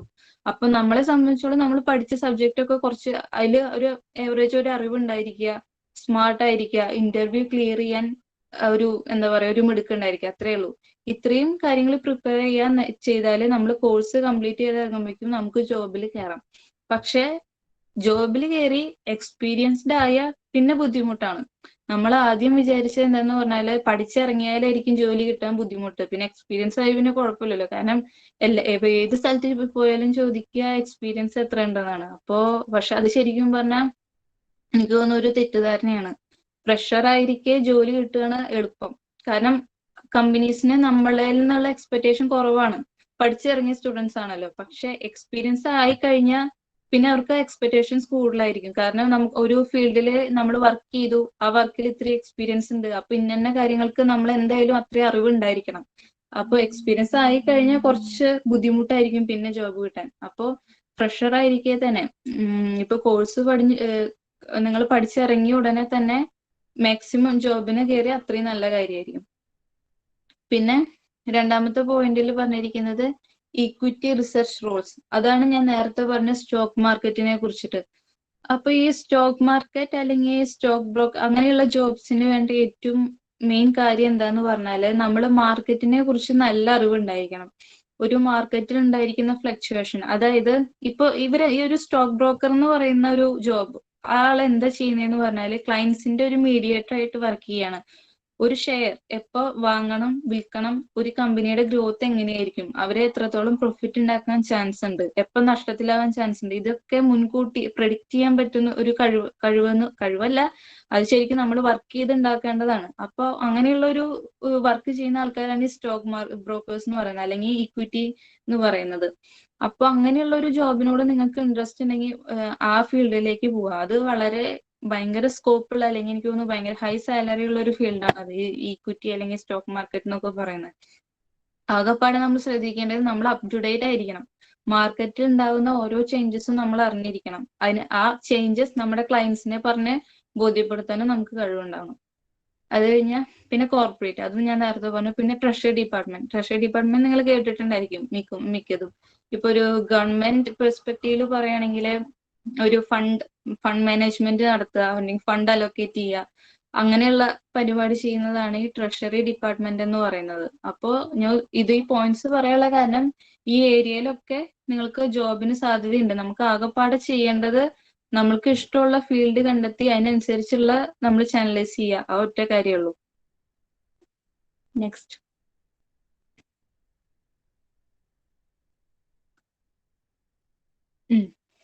ഇൻവെസ്റ്റ്മെന്റ് ബാങ്കിങ്ങിനെ കുറിച്ചിട്ട് ഞാൻ നേരത്തെ പറഞ്ഞു സ്റ്റാർട്ടിങ്ങില്. ഇൻവെസ്റ്റ്മെന്റ് ബാങ്ക് എന്ന് പറയുന്നത് ഒരു ഓർഗനൈസേഷന് ഫിനാൻഷ്യൽ സർവീസസ് അല്ലെങ്കിൽ ഫിനാൻഷ്യൽ അഡ്വൈസ് കൊടുക്കുന്ന ആൾക്കാരാണ് ഇൻവെസ്റ്റ്മെന്റ് ബാങ്കേഴ്സ് അല്ലെങ്കിൽ ഇൻവെസ്റ്റ്മെന്റ് ബാങ്കിങ് ഓർഗനൈസേഷൻ എന്ന് പറയുന്നത്. ഇപ്പൊ ഞാൻ നേരത്തെ പറഞ്ഞ പോലെ ഇപ്പൊ ഒരു BBA അല്ലെങ്കിൽ ഒരു MBA ആണെങ്കിൽ നമുക്ക് ഡ്യുവൽ സ്പെഷ്യലൈസേഷൻ ഒരുപാടുണ്ട്. ഇപ്പൊ എന്നെ സംബന്ധിച്ചോളം ഞാൻ ചെയ്തത് ഡ്യുവൽ എന്ന് പറഞ്ഞ 2 സ്പെഷ്യലൈസേഷൻ ആയിരുന്നു, ഫിനാൻസ് ആൻഡ് HR. അതുപോലെ തന്നെ നമുക്ക് വേണമെങ്കിൽ ഫിനാൻസ് ആൻഡ് മാർക്കറ്റിംഗ് എടുക്കാം. അപ്പൊ ഈ ഫിനാൻസ് ആൻഡ് മാർക്കറ്റിംഗ് എടുത്ത സ്റ്റുഡൻസിന് ഈ ഇൻവെസ്റ്റ്മെന്റ് ബാങ്കിങ് ഫീൽഡിൽ സാധ്യത കുറച്ച് കൂടുതലാണ്. ഇൻവെസ്റ്റ്മെന്റ് ബാങ്കിങ് എന്ന് പറയുന്നത് വളരെ കരിയർ ഗ്രോത്ത് ചാൻസ് ഉള്ള ഒരു ഫീൽഡാണ്. ഒപ്പം തന്നെ ഹൈ സാലറി പ്രൊവൈഡ് ചെയ്യുന്ന ഒരു ഫീൽഡാണ്. ഒപ്പം തന്നെ കോമ്പറ്റീഷനും വളരെ ഹൈ ആണ്. അപ്പോ അതുപോലെ തന്നെ രണ്ടാമത് വെഞ്ചർ ക്യാപിറ്റൽ എന്ന് പറയുന്ന ഇതുപോലെ തന്നെ ബിസിനസ് സ്റ്റാർട്ട് ചെയ്യാൻ ഹെൽപ്പ് ചെയ്യുക, അതിനുള്ള ക്യാപിറ്റൽ റേസ് ചെയ്യാൻ ഹെൽപ്പ് ചെയ്യുക, അത് ചെയ്യുന്ന സ്ഥാപനങ്ങളാണ് ഈ വെഞ്ചർ ക്യാപിറ്റൽ എന്ന് പറയുന്നത്. ഈ ഇൻവെസ്റ്റ്മെന്റ് ബാങ്കിങ് ആയിക്കോട്ടെ, അതുപോലെ തന്നെ വെഞ്ചർ ക്യാപിറ്റൽ ആയിക്കോട്ടെ, ഇവരൊക്കെ ചെയ്യുന്ന മെയിൻ ഫംഗ്ഷൻ എന്ന് പറയുന്നത് കൺസൾട്ടിങ് ആണ്. അവരുടെ ക്ലയന്റിനെ കൺസൾട്ട് ചെയ്യുക. അപ്പോൾ അത് അപ്പോൾ ഈ രണ്ട് ഫീൽഡിലും ഫിനാൻസ് സ്റ്റുഡൻസിന് ഒരുപാട് കരിയർ ഗ്രോത്തിന് ചാൻസ് ഉണ്ട്. ഇപ്പോ ഞാൻ പറയട്ടെ, എൻ്റെ ഒരു പേഴ്സണൽ എക്സ്പീരിയൻസ് എന്ന് പറയുകയാണെങ്കിൽ ഞാൻ കരിയർ സ്റ്റാർട്ട് ചെയ്തത് ഫിനാൻസ് അനലിസ്റ്റ് എന്നുള്ളൊരു പ്രൊഫൈലാണ്. ഇപ്പോ ഞാൻ നെക്സ്റ്റ് സ്ലൈഡിൽ ഇനി പറയുന്നുണ്ട്, നിങ്ങൾക്ക് ഇപ്പോൾ MBA അല്ലെങ്കിൽ ഫിനാൻസ് ഇത് കഴിഞ്ഞാൽ കിട്ടാൻ ചാൻസ് ഉള്ള കുറച്ച് ജോബ് പ്രൊഫൈൽസിനെ കുറിച്ചിട്ട്. അപ്പൊ അത് പറയുന്നതിന് മുമ്പ് ഒരു കാര്യം പറയണം. ഇപ്പൊ ഞാൻ ഒരു ഉദാഹരണം പറയട്ടെ. ഞാനിപ്പോ എന്റെ ഒറാക്കിളിലും എന്റെ എക്സെഞ്ചറിലും എന്റെ പ്രൊഫൈൽ എന്ന് പറയുന്നത് ഫിനാൻസ് അനലിസ്റ്റ് ആയിരുന്നു. പക്ഷെ രണ്ട് കമ്പനിയിലും ഞാൻ ചെയ്തിരുന്ന ജോലി എന്ന് പറയുന്നത് കംപ്ലീറ്റ് ഡിഫറെന്റാ. അപ്പൊ ഇത് എന്താന്ന് പറഞ്ഞാല്, നമ്മളിപ്പോ പറയുമ്പോ എന്താ ജോലി എന്ന് പറയുമ്പോൾ ഫിനാൻസ് അനലിസ്റ്റ്, പക്ഷെ അത് ഓരോ കമ്പനിയിലും ഡിഫറെന്റ് ആയിരിക്കും. ഓരോ കമ്പനിക്കും അല്ലെങ്കിൽ ഓരോ ഓർഗനൈസേഷനും അവരുടെ ഒരു പ്രോസസ്സ് ഉണ്ടായിരിക്കും, അവരുടേതായ സ്ട്രക്ചർ ഉണ്ടായിരിക്കും. നമ്മൾ അതാണ് ഫോളോ ചെയ്യേണ്ടത്. ഇപ്പോ ഞാനൊരു കാര്യം പറഞ്ഞാൽ, നമ്മളിപ്പോ പഠിക്കുന്ന മിക്ക സബ്ജക്റ്റും, ഇപ്പൊ ഡിഗ്രിക്ക് ആയിക്കോട്ടെ പോസ്റ്റ് ഗ്രാജുവേഷൻ ആയിക്കോട്ടെ, പഠിക്കുന്ന മിക്ക സബ്ജക്റ്റും നമ്മൾ ജോബിൽ കയറുമ്പോൾ യൂസ്ഫുൾ അല്ല. മിസ്സുമാർ എന്നെ ചീത്ത പറയും. അത് പിന്നെ എന്തിനതൊക്കെ പഠിക്കുന്നതെന്ന് വിചാരിക്കരുത്. കാരണം അത് ആ ചോദ്യം ചോദിക്കരുത് എൻ്റെ അടുത്ത്. കാരണം ഇപ്പൊ എന്നെ സംബന്ധിച്ചിടത്തോളം നമ്മൾ ഏതൊരു കമ്പനി ഇപ്പൊ കരിയർ സ്റ്റാർട്ട് ചെയ്യുമ്പോൾ ഏതൊരു കമ്പനിയിൽ കയറിയാലും അവരുടേതായിട്ടുള്ള ഒരു പ്രോസസ് ഉണ്ട്. നമ്മൾ എത്ര ഇപ്പൊ ഒരു ഹൈലി ക്വാളിഫൈഡ് ആയിട്ടുള്ള ഹൈലി പെർസെന്റേജ് ഓഫ് മാർക്ക് കിട്ടിയ സ്റ്റുഡന്റ് ആയിക്കോട്ടെ, ജസ്റ്റ് പാസ്സായ സ്റ്റുഡന്റ് ആയിക്കോട്ടെ, നമ്മളൊരു കമ്പനിയിൽ കയറിയ നമ്മൾ ആദ്യം മുതൽ പഠിച്ചു തുടങ്ങണം. അവരുടെ പ്രോസസ്സ് എന്താണ്, അവരുടെ കോൺസെപ്റ്റ്സ് എന്താണ്. അപ്പം നിങ്ങൾ ഇപ്പോഴും എനിക്ക് ഇത് ഞാൻ പറയുന്നത് വളരെ കോമൺ ആയിട്ടാണ്. ഇപ്പൊ നിങ്ങൾക്ക് എല്ലാവർക്കും എല്ലാ സബ്ജക്റ്റും ഒരുപോലെ കയറിയെന്ന് വരില്ല, അല്ലെങ്കിൽ മനസ്സിലാക്കാൻ പറ്റിയെന്ന് വരില്ല, നിങ്ങൾ വിചാരിച്ച പോലെ സ്കോർ ചെയ്യാൻ പറ്റിയെന്ന് വിചാരില്ല. അപ്പൊ അതിലൊന്നും ശരിക്കും സങ്കടപ്പെടേണ്ട അല്ലെങ്കിൽ ടെൻഷൻ ആവേണ്ട ഒരു കാര്യമില്ല. അക്കാദമിക് റിസൾട്ട് എന്ന് പറയുന്നത് സത്യം പറയുകയാണെങ്കിൽ നമ്മുടെ ജോലിനെ വളരെ ചെറുതായി എഫക്ട് ചെയ്യുന്നുള്ളൂ. നമ്മളിപ്പോ ഒരു ഫോർമാലിറ്റിക്ക് വേണ്ടിയിട്ട് അവർ എന്തായാലും ചോദിക്കും. കാരണം ഇപ്പൊ ഒരു ജോബ് ഇന്റർവ്യൂവിന് പോവുകയാണെങ്കിൽ നമ്മൾ പഠിച്ചിറങ്ങിയ ഇൻസ്റ്റിറ്റ്യൂഷൻ, നമ്മൾ കോഴ്സ് എന്തായിരുന്നു, നമുക്ക് എത്രത്തോളം പെർസെന്റേജ് ഉണ്ടായിരുന്നു, അതൊക്കെ നോക്കുവരില്ല. നോക്കുന്നില്ല എന്ന് ഞാൻ പറയുന്നില്ല. ഞാൻ പറഞ്ഞെന്ന് വിചാരിച്ച് പഠിക്കേണ്ട ആവശ്യമില്ല എന്ന് വിചാരിക്കരുത് ഒരിക്കലും. തീർച്ചയായും അക്കാദമിക് റിസൾട്ട്സ് നല്ലൊരു കാര്യമാണ്. നിങ്ങൾക്ക് ഹൈലി മാർക്ക് കിട്ടിയ അതൊരു പ്ലസ് പോയിന്റ് തന്നെയാണ്. പക്ഷെ അതിനേക്കാളൊക്കെ മേലെ നമ്മൾക്ക് ഒരു ജോബ് കിട്ടാൻ എങ്ങനെയാണെന്ന് പറഞ്ഞാൽ നമ്മൾ ആ ഇന്റർവ്യൂവിൽ പെർഫോം ചെയ്യുന്നത് എങ്ങനെ അനുസരിച്ചിരിക്കും. ഇപ്പൊ എന്റെ ഒരു പേഴ്സണൽ എക്സ്പീരിയൻസ് എന്ന് പറയുകയാണെങ്കിൽ, എന്റെ ഒപ്പം വർക്ക് ചെയ്തിരുന്ന ഹൈലി ക്വാളിഫൈഡ് ആയിട്ടുള്ള സീനിയേഴ്സ്, അതെന്ന് നമ്മൾ പറയില്ലേ എൻസൈക്ലോപീഡിയ പോലത്തെ ആൾക്കാർ എന്ന് പറയില്ലേ, എന്ത് ഡൗട്ട് ചോദിച്ചാലും അതിന് ആൻസർ ഉള്ള ആൾക്കാർ, അങ്ങനെയുള്ള ആൾക്കാർ പോലും ചില ജോബ് ഇന്റർവ്യൂവിന് പോയിട്ട് കിട്ടാതെ സെലക്ട് ആവാതെ മടങ്ങുന്നത് ഞാൻ കണ്ടിട്ടുണ്ട്. അപ്പൊ ഞാനും വിചാരിക്കാൻ ആ ടൈമിലൊക്കെ എന്തായിരിക്കും കാരണം എന്നെ സംബന്ധിച്ചോളം അവർക്ക് അറിയാത്തതായിട്ടൊന്നുമില്ല. അവർക്ക് എല്ലാ ഫീൽഡിനെ കുറിച്ചും എല്ലാ പ്രോസസ്സിനെ കുറിച്ചും അത്രയും തരം നോളജ് ഉണ്ട്. എന്നിട്ട് പോലും ജോബ് ഇന്റർവ്യൂവിന്റെ കാര്യം വരുമ്പോൾ അവർക്ക് പറ്റുന്നില്ല, അല്ലെങ്കിൽ ക്ലിയർ ചെയ്യാൻ പറ്റുന്നില്ല. അതിനെന്തായിരിക്കും കാരണം എന്നുള്ളത്. അതേസമയം തന്നെ വളരെ ജസ്റ്റ് ഒരു ആവറേജ് പെർഫോമൻസ് ചെയ്യുന്ന അല്ലെങ്കിൽ ജൂനിയർ ആയിട്ട് വന്ന ആൾക്കാർ വേറെ, നമ്മളിപ്പോ ഒരു കമ്പനിയിൽ വർക്ക് ചെയ്തുകൊണ്ടിരിക്കുമ്പോൾ തന്നെ മറ്റ് ഇന്റർവ്യൂസ് അറ്റൻഡ് ചെയ്യൂലോ. കാരണം ഒരു കമ്പനി, അതാണ് ഏറ്റവും നല്ല കാര്യം, ഒരു കമ്പനിയിൽ വർക്ക് ചെയ്തുകൊണ്ടിരിക്കുമ്പോൾ തന്നെ വേറെ ജോലി നോക്കുക, എന്നിട്ട് മാത്രമേ ആദ്യത്തെ ജോലി വിടാവൂ. അപ്പൊ അങ്ങനെ സാധാരണ കുറച്ച് അറിവുള്ള ആൾക്കാരടക്കം ജോബ് ഇന്റർവ്യൂ ക്ലിയർ ചെയ്യുന്നത് കണ്ടിട്ടുണ്ട്. അപ്പൊ ഇത് ഞാൻ പണ്ട് എന്റെ കരിയർ സ്റ്റാർട്ട് ചെയ്തിരുന്ന സമയത്ത് എന്നെ ഭയങ്കര ഡൗട്ടുള്ള ഒരു കാര്യമായിരുന്നു. ഇപ്പൊ നമ്മൾ ഇത്രയും അറിവുള്ളവർക്ക് നമുക്ക് അങ്ങനെ ജോബ് ഇന്റർവ്യൂ ക്ലിയർ ചെയ്യാൻ പറ്റുന്നില്ല, അത്ര പോലും അറിവില്ലാത്തവര് ചിലവര് പെട്ടെന്ന് ക്ലിയർ ചെയ്ത് പോകുന്നുണ്ട്. അത് എന്തായിരിക്കും കാരണം എന്നുള്ളത്. അപ്പോഴാണ് ഇപ്പൊ ഞാനോ അല്ലെങ്കിൽ നിങ്ങളുടെ ഒരാളോ ഇപ്പൊ നമ്മളൊരു ജോബ് ഇന്റർവ്യൂവിന് കയറി, നിങ്ങൾ എത്രത്തോളം പഠിക്കുന്ന കുട്ടിയാണ്, നിങ്ങൾക്ക് എത്രത്തോളം അരിയർ ഉണ്ട്, അല്ലെങ്കിൽ നിങ്ങൾ എത്രത്തോളം ഹൈ പെർസെന്റേജ് ഉണ്ട്, നിങ്ങൾ എങ്ങനെ പഠിച്ചിരുന്ന കുട്ടി, ക്ലാസ്സിൽ നിങ്ങൾ എങ്ങനെയാണ്, അതൊന്നും ഈ ജോബ് ഇന്റർവ്യൂ ചെയ്യുന്ന ആൾക്കാർക്ക് അറിയില്ല. അവർക്ക് നിങ്ങൾ അവിടെ ഇരിക്കുന്ന ഒരു 10-15 അല്ലെങ്കിൽ മാക്സിമം ഒരു 1/4 മണിക്കൂറാണ് നിങ്ങൾ എന്ന വ്യക്തിനെ അവർക്ക് അറിയുള്ളൂ.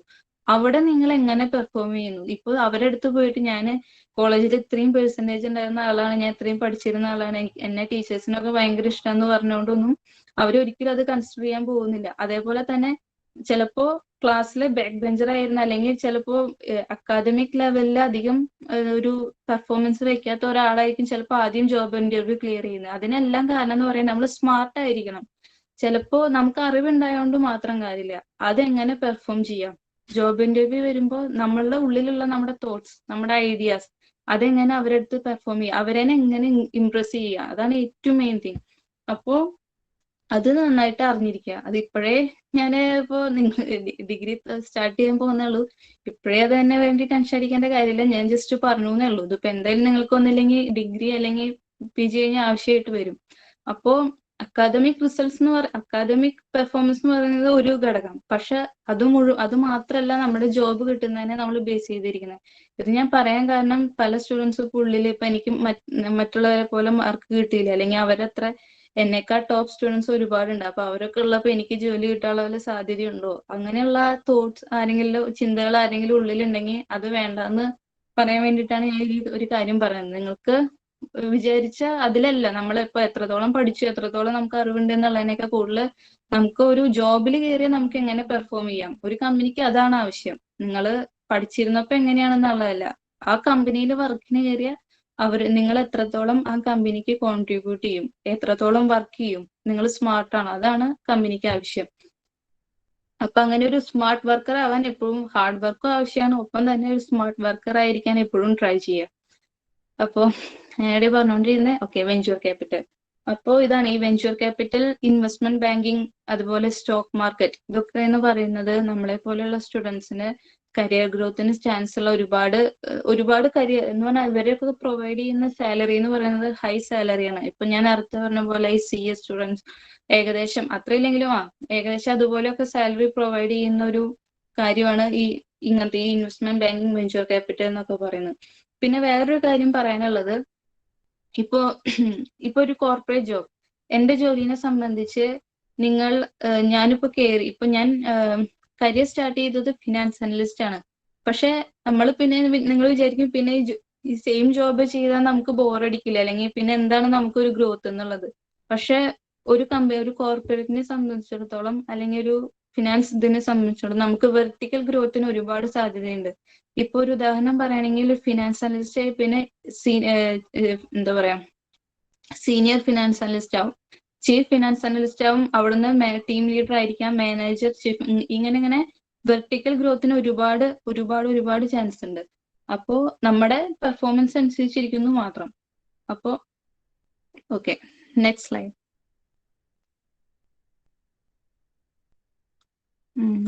നെക്സ്റ്റ്.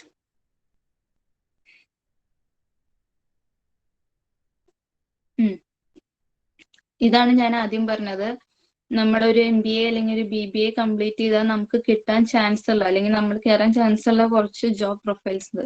ഇത് ഞാൻ വളരെ കുറച്ച്, കാരണം എല്ലാം എനിക്ക് ഇതിൽ ഇൻക്ലൂഡ് ചെയ്യാൻ പറ്റുന്നില്ല, അതുകൊണ്ട് ഇമ്പോർട്ടന്റ് ആയിട്ടുള്ള വളരെ കുറച്ച് ജോബ് പ്രൊഫൈൽസ് ഇൻക്ലൂഡ് ചെയ്തിട്ടുള്ളൂ. ഇത് ഓരോന്നും എന്താണ് എന്നുള്ളത് ഞാൻ പറയുന്നില്ല ഡീറ്റെയിൽ ആയിട്ട്, കാരണം ഒന്നാമത് പറഞ്ഞാൽ നിങ്ങൾക്ക് ഒന്നും മനസ്സിലാവില്ല, ഒന്നാമത്തെ റീസൺ.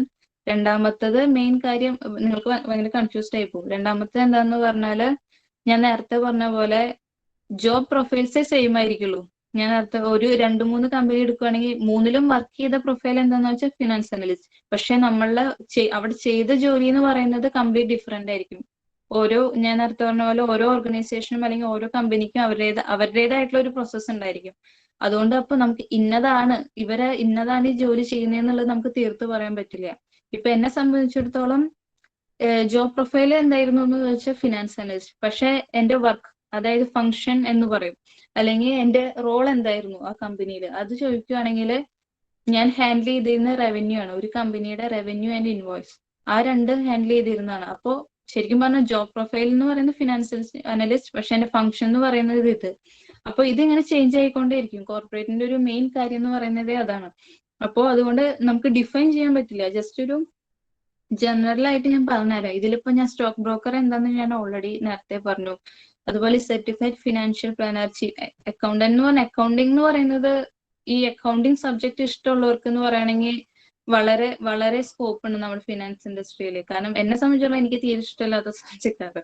കാരണം എനിക്ക് അത് വളരെ അധികം താല്പര്യമില്ലാത്ത ഒരു മേഖലയാണ് അക്കൗണ്ടിങ് എന്ന് പറയുന്നത്. പക്ഷെ അക്കൗണ്ടിങ് ഇഷ്ടമുള്ള സ്റ്റുഡൻസിന് അത് ഒരുപാട് സാധ്യതയുണ്ട് ജോലിക്ക്. കാരണം എല്ലാ കമ്പനീസിലും അക്കൗണ്ടിങ്ങിന്റെ ഇതുണ്ട്. അതുപോലെ തന്നെ നേരത്തെ പറഞ്ഞ പോലെ വെർട്ടിക്കൽ ഗ്രോത്തിന് ചാൻസ് ഒരുപാട് കൂടുതലുള്ള ഒരു കാര്യമാണ് ഈ അക്കൗണ്ടിങ് അല്ലെങ്കിൽ അക്കൗണ്ടന്റ് ജോബ്സ് എന്ന് പറയുന്നത്. അതുപോലെ തന്നെ ക്രെഡിറ്റ് കൺട്രോൾ, ഇതൊക്കെ എന്താ പറയാ ജോബ് റിലേറ്റഡ് ആയിട്ടുള്ള, ഞാൻ നേരത്തെ പറഞ്ഞ പോലെ ഇതെല്ലാം മെയിൻ ആയിട്ട് ചെയ്യുന്നത് കൺസൾട്ടിങ് അല്ലെങ്കിൽ ഫിനാൻഷ്യൽ സർവീസസ് ആണ്. ഒരു ക്ലയന്റിനെ അല്ലെങ്കിൽ ഒരു കമ്പനിക്ക് വേണ്ടിയിട്ട് കൺസൾട്ടിങ് സർവീസസ് ചെയ്യുക, ഫിനാൻഷ്യൽ കൺസൾട്ടിങ്. അതുപോലെ തന്നെ പേറോൾ എന്നുള്ളതുകൊണ്ട് ഉദ്ദേശിക്കുന്നത് എന്താന്ന് പറഞ്ഞാല്, ഇപ്പൊ ഒരു കമ്പനിയിൽ ഇത്രത്തോളം എംപ്ലോയീസ് ഉണ്ട്, ഈ എംപ്ലോയീസിനൊക്കെ സാലറി കൊടുക്കണം. അപ്പോൾ എത്ര എംപ്ലോയീസിന് മന്ത്ലി ഇത്ര സാലറി, ഇത്ര പേ എന്ന് പറഞ്ഞിട്ട് കൊടുക്കണം. അപ്പൊ ഇത്രയും ഫംഗ്ഷൻ ചെയ്യാൻ, അതിപ്പോ ഒരു ചെറിയ കമ്പനി ആണെങ്കിലും ഇപ്പൊ ഒരു MNC എന്ന് പറയുകയാണെങ്കിൽ അത്രയും ലക്ഷക്കണക്കിന് എംപ്ലോയീസ് വർക്ക് ചെയ്യുന്ന സ്ഥലങ്ങളായിരിക്കും. അപ്പൊ ഇത്രയും എംപ്ലോയീസിന്റെ ഓരോ മന്ത്ലി സാലറി, അവരുടെ മറ്റ് ഫിനാൻഷ്യൽ തിങ്സ്, ഇപ്പൊ ഒരു ഗ്രാറ്റുവിറ്റി, പ്രൊവിഡന്റ് ഫണ്ട് എന്നൊക്കെ പറഞ്ഞിട്ട് ഒരുപാട് സംഭവങ്ങളുണ്ട്. ഇതെല്ലാം ഹാൻഡിൽ ചെയ്യുന്നത് ഈ പേറോൾ ടീമാണ്, എംപ്ലോയീസിന്റെ എല്ലാ പേയ്മെന്റിനെയും. അപ്പോൾ അവിടെയും ഫിനാൻസ് ജോബ് തന്നെ, ഫിനാൻസ് സ്റ്റുഡൻസ് തന്നെ ആവശ്യമാണ്. പിന്നെ നേരത്തെ പറഞ്ഞ പിന്നെ ഇൻവെസ്റ്റ്മെന്റ് ബാങ്കിങ്. നെക്സ്റ്റ്,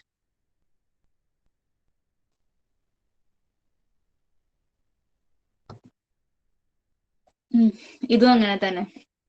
ഓഡിറ്റിംഗ് എന്നൊക്കെ പറഞ്ഞാൽ നിങ്ങൾ കേട്ടിട്ടുണ്ടായിരിക്കും. ഓഡിറ്റർ എന്ന് പറഞ്ഞ പോലും നേരത്തെ CA CWA അതൊക്കെ കംപ്ലീറ്റ് ചെയ്ത ആൾക്കാർക്ക് കിട്ടുന്ന മെയിൻ ആയിട്ട് നല്ല കരിയർ ഗ്രോത്ത് ചാൻസ് ഉള്ള മേഖലയാണ് ഈ ഓഡിറ്റിംഗ് എന്നൊക്കെ പറയുന്നത്. അതും വളരെ സ്കോപ്പുള്ള ഹൈലി പെയ്ഡ് ആയിട്ടുള്ള ജോബ്സിൽ ഒന്നാണ് ഈ ഇന്റേണൽ ഓഡിറ്റർ. അതിന് മാത്രമായിട്ടുള്ള കുറെ സ്ഥാപനങ്ങളുണ്ട് ഓഡിറ്റിങ്ങിന് വേണ്ടിയിട്ട്. അപ്പോ കംപ്ലൈൻസ് ഓഫീസ്, ഫിനാൻസ് അനലിസ്റ്റ്, അതായിരുന്നു എന്റെ ജോബ്. അപ്പോ ഞാൻ നേരത്തെ പറഞ്ഞ പോലെ ഇതിൽ ഓരോന്നും എന്താണെന്ന് ഞാൻ എടുത്തു പറയുന്നില്ല. ഇത്രയും ഞാൻ പറയാനുള്ള കാരണം ഇത് വളരെ ചുരുക്കമേ ഉള്ളൂ. നമ്മള് ഇപ്പൊ നിങ്ങളുടെ ഫിനാൻസ് ഗ്രാജുവേഷൻ അല്ലെങ്കിൽ പോസ്റ്റ് ഗ്രാജുവേഷൻ കഴിഞ്ഞ് ഇത്രത്തോളം സാധ്യത ഉണ്ടെന്നാണ് ഞാൻ പറയാൻ ഉദ്ദേശിച്ചത്. നമ്മളെ ഇപ്പൊ ജോലി എന്ന് പറഞ്ഞാൽ നമുക്ക് അറിയണ്ടായിരുന്നില്ല പണ്ട്. ഈ ഒരു കോഴ്സ് കഴിഞ്ഞ് ഇത്രത്തോളം ജോബിന് സാധ്യതയുണ്ട്, ഇത്രയും ഫീൽഡിലേക്ക് കടക്കാൻ നമുക്ക് സാധ്യതയുണ്ട് എന്നുള്ളൊരു അറിവുണ്ടായിരുന്നില്ല. അപ്പോ അത് ജസ്റ്റ് നിങ്ങൾക്കൊന്ന് പറഞ്ഞ് മനസ്സിലാക്കാൻ വേണ്ടിയിട്ടാണ്. ഒരുപാട് ജോബ് ഓപ്പർച്യൂണിറ്റീസ് ഉണ്ട്, അത്രയും തന്നെ ഇൻഡസ്ട്രീസ് ഉണ്ട്. എല്ലാം കൂടെ നമ്മുടെ ജസ്റ്റ് ഒരു ചെറിയൊരു എഫേർട്ട് മതി. നമുക്ക് എന്താണ് നമ്മുടെ കഴിവ് ആദ്യം അറിഞ്ഞിരിക്കുക. നമുക്ക് ഇപ്പൊ ഓരോരുത്തർക്കും ഉണ്ടാവുമല്ലോ ഒരു മേഖലയ്ക്ക് ചേർന്നതല്ലേ. അപ്പൊ അതിനൊരു ഉദാഹരണം പറയുകയാണെങ്കിൽ, ഇപ്പം എന്നെ സംബന്ധിച്ചിടത്ത് ഞാൻ MBA കംപ്ലീറ്റ് ചെയ്തപ്പോൾ എനിക്ക് 2 ജോബ് ഓപ്പർച്യൂണിറ്റി കിട്ടിയിരുന്നു. ഒന്ന് ഫിനാൻസില്, ഒന്ന് HR. ഞാൻ ചൂസ് ചെയ്തത് ഫിനാൻസ് ആണ്. അതിന് കാരണം എന്താന്ന് പറഞ്ഞാൽ, എന്നെ സംബന്ധിച്ചിടത്തോളം ഞാൻ മനസ്സിലാക്കിയെടുത്തോളം എനിക്ക് കഴിവ് അല്ലെങ്കിൽ എനിക്ക് താല്പര്യം കുറച്ച് കൂടുതൽ ആ ഫീൽഡിലായിരുന്നു. അപ്പൊ രണ്ടിനും സാലറിയും എനിക്കൊന്നും HR കുറച്ച് കൂടുതലായിരുന്നു, ഓർമ്മയില്ല. അപ്പൊ എന്നിട്ട് പോലും ഞാൻ എടുത്തത് ഈ ജോബാണ്. അതിന് കാരണം നമ്മുടെ കഴിവ് നമ്മൾ അറിഞ്ഞിരിക്കുക. നമുക്ക് ഏത് ഫീൽഡിലാണോ അറിവ് അല്ലെങ്കിൽ നമുക്ക് ഏത് ഫീൽഡിലാണോ ഇൻട്രസ്റ്റ്, ആ ഫീൽഡിലേക്ക് പോയാലേ നമുക്ക് കരിയർ ഗ്രോത്ത് ഉണ്ടാവുള്ളൂ. മറ്റൊരു ജോബിന് സാലറി കൂടുതലാണെന്ന് പറഞ്ഞിട്ട് കാര്യമില്ല. നമ്മൾ ആ ജോലിക്ക് ആപ്റ്റ് ആയിട്ടുള്ള ആളല്ലെങ്കിൽ നമുക്ക് കോൺഫിഡൻസ് പോവും, നമുക്ക് കരിയർ ഗ്രോത്ത് ഉണ്ടാവില്ല, ജോലി തന്നെ മടുത്തു പോവും, ജീവിതേ മടുത്തു പോവും. അപ്പോൾ ആ ഒരു അവസ്ഥ ഉണ്ടാവണ്ട. നമ്മുടെ കഴിവ് അല്ലെങ്കിൽ നമ്മുടെ ഇൻട്രസ്റ്റ് ആദ്യം അറിഞ്ഞിരിക്കുക, നമ്മളെ ആദ്യം അറിഞ്ഞിരിക്കുക. അതിനനുസരിച്ചിട്ട് വേണം നമ്മൾ പഠിക്കാനുള്ള കോഴ്സ് എന്താണ്, അല്ലെങ്കിൽ ഏത് സ്ട്രീം തിരഞ്ഞെടുക്കണം, ഏത് ജോബ് തിരഞ്ഞെടുക്കണം, അല്ലെങ്കിൽ ഏത് ഇൻഡസ്ട്രി തിരഞ്ഞെടുക്കണം എന്നുള്ളത് തീരുമാനിക്കാം. അത്രേ ഉള്ളൂ. നെക്സ്റ്റ്,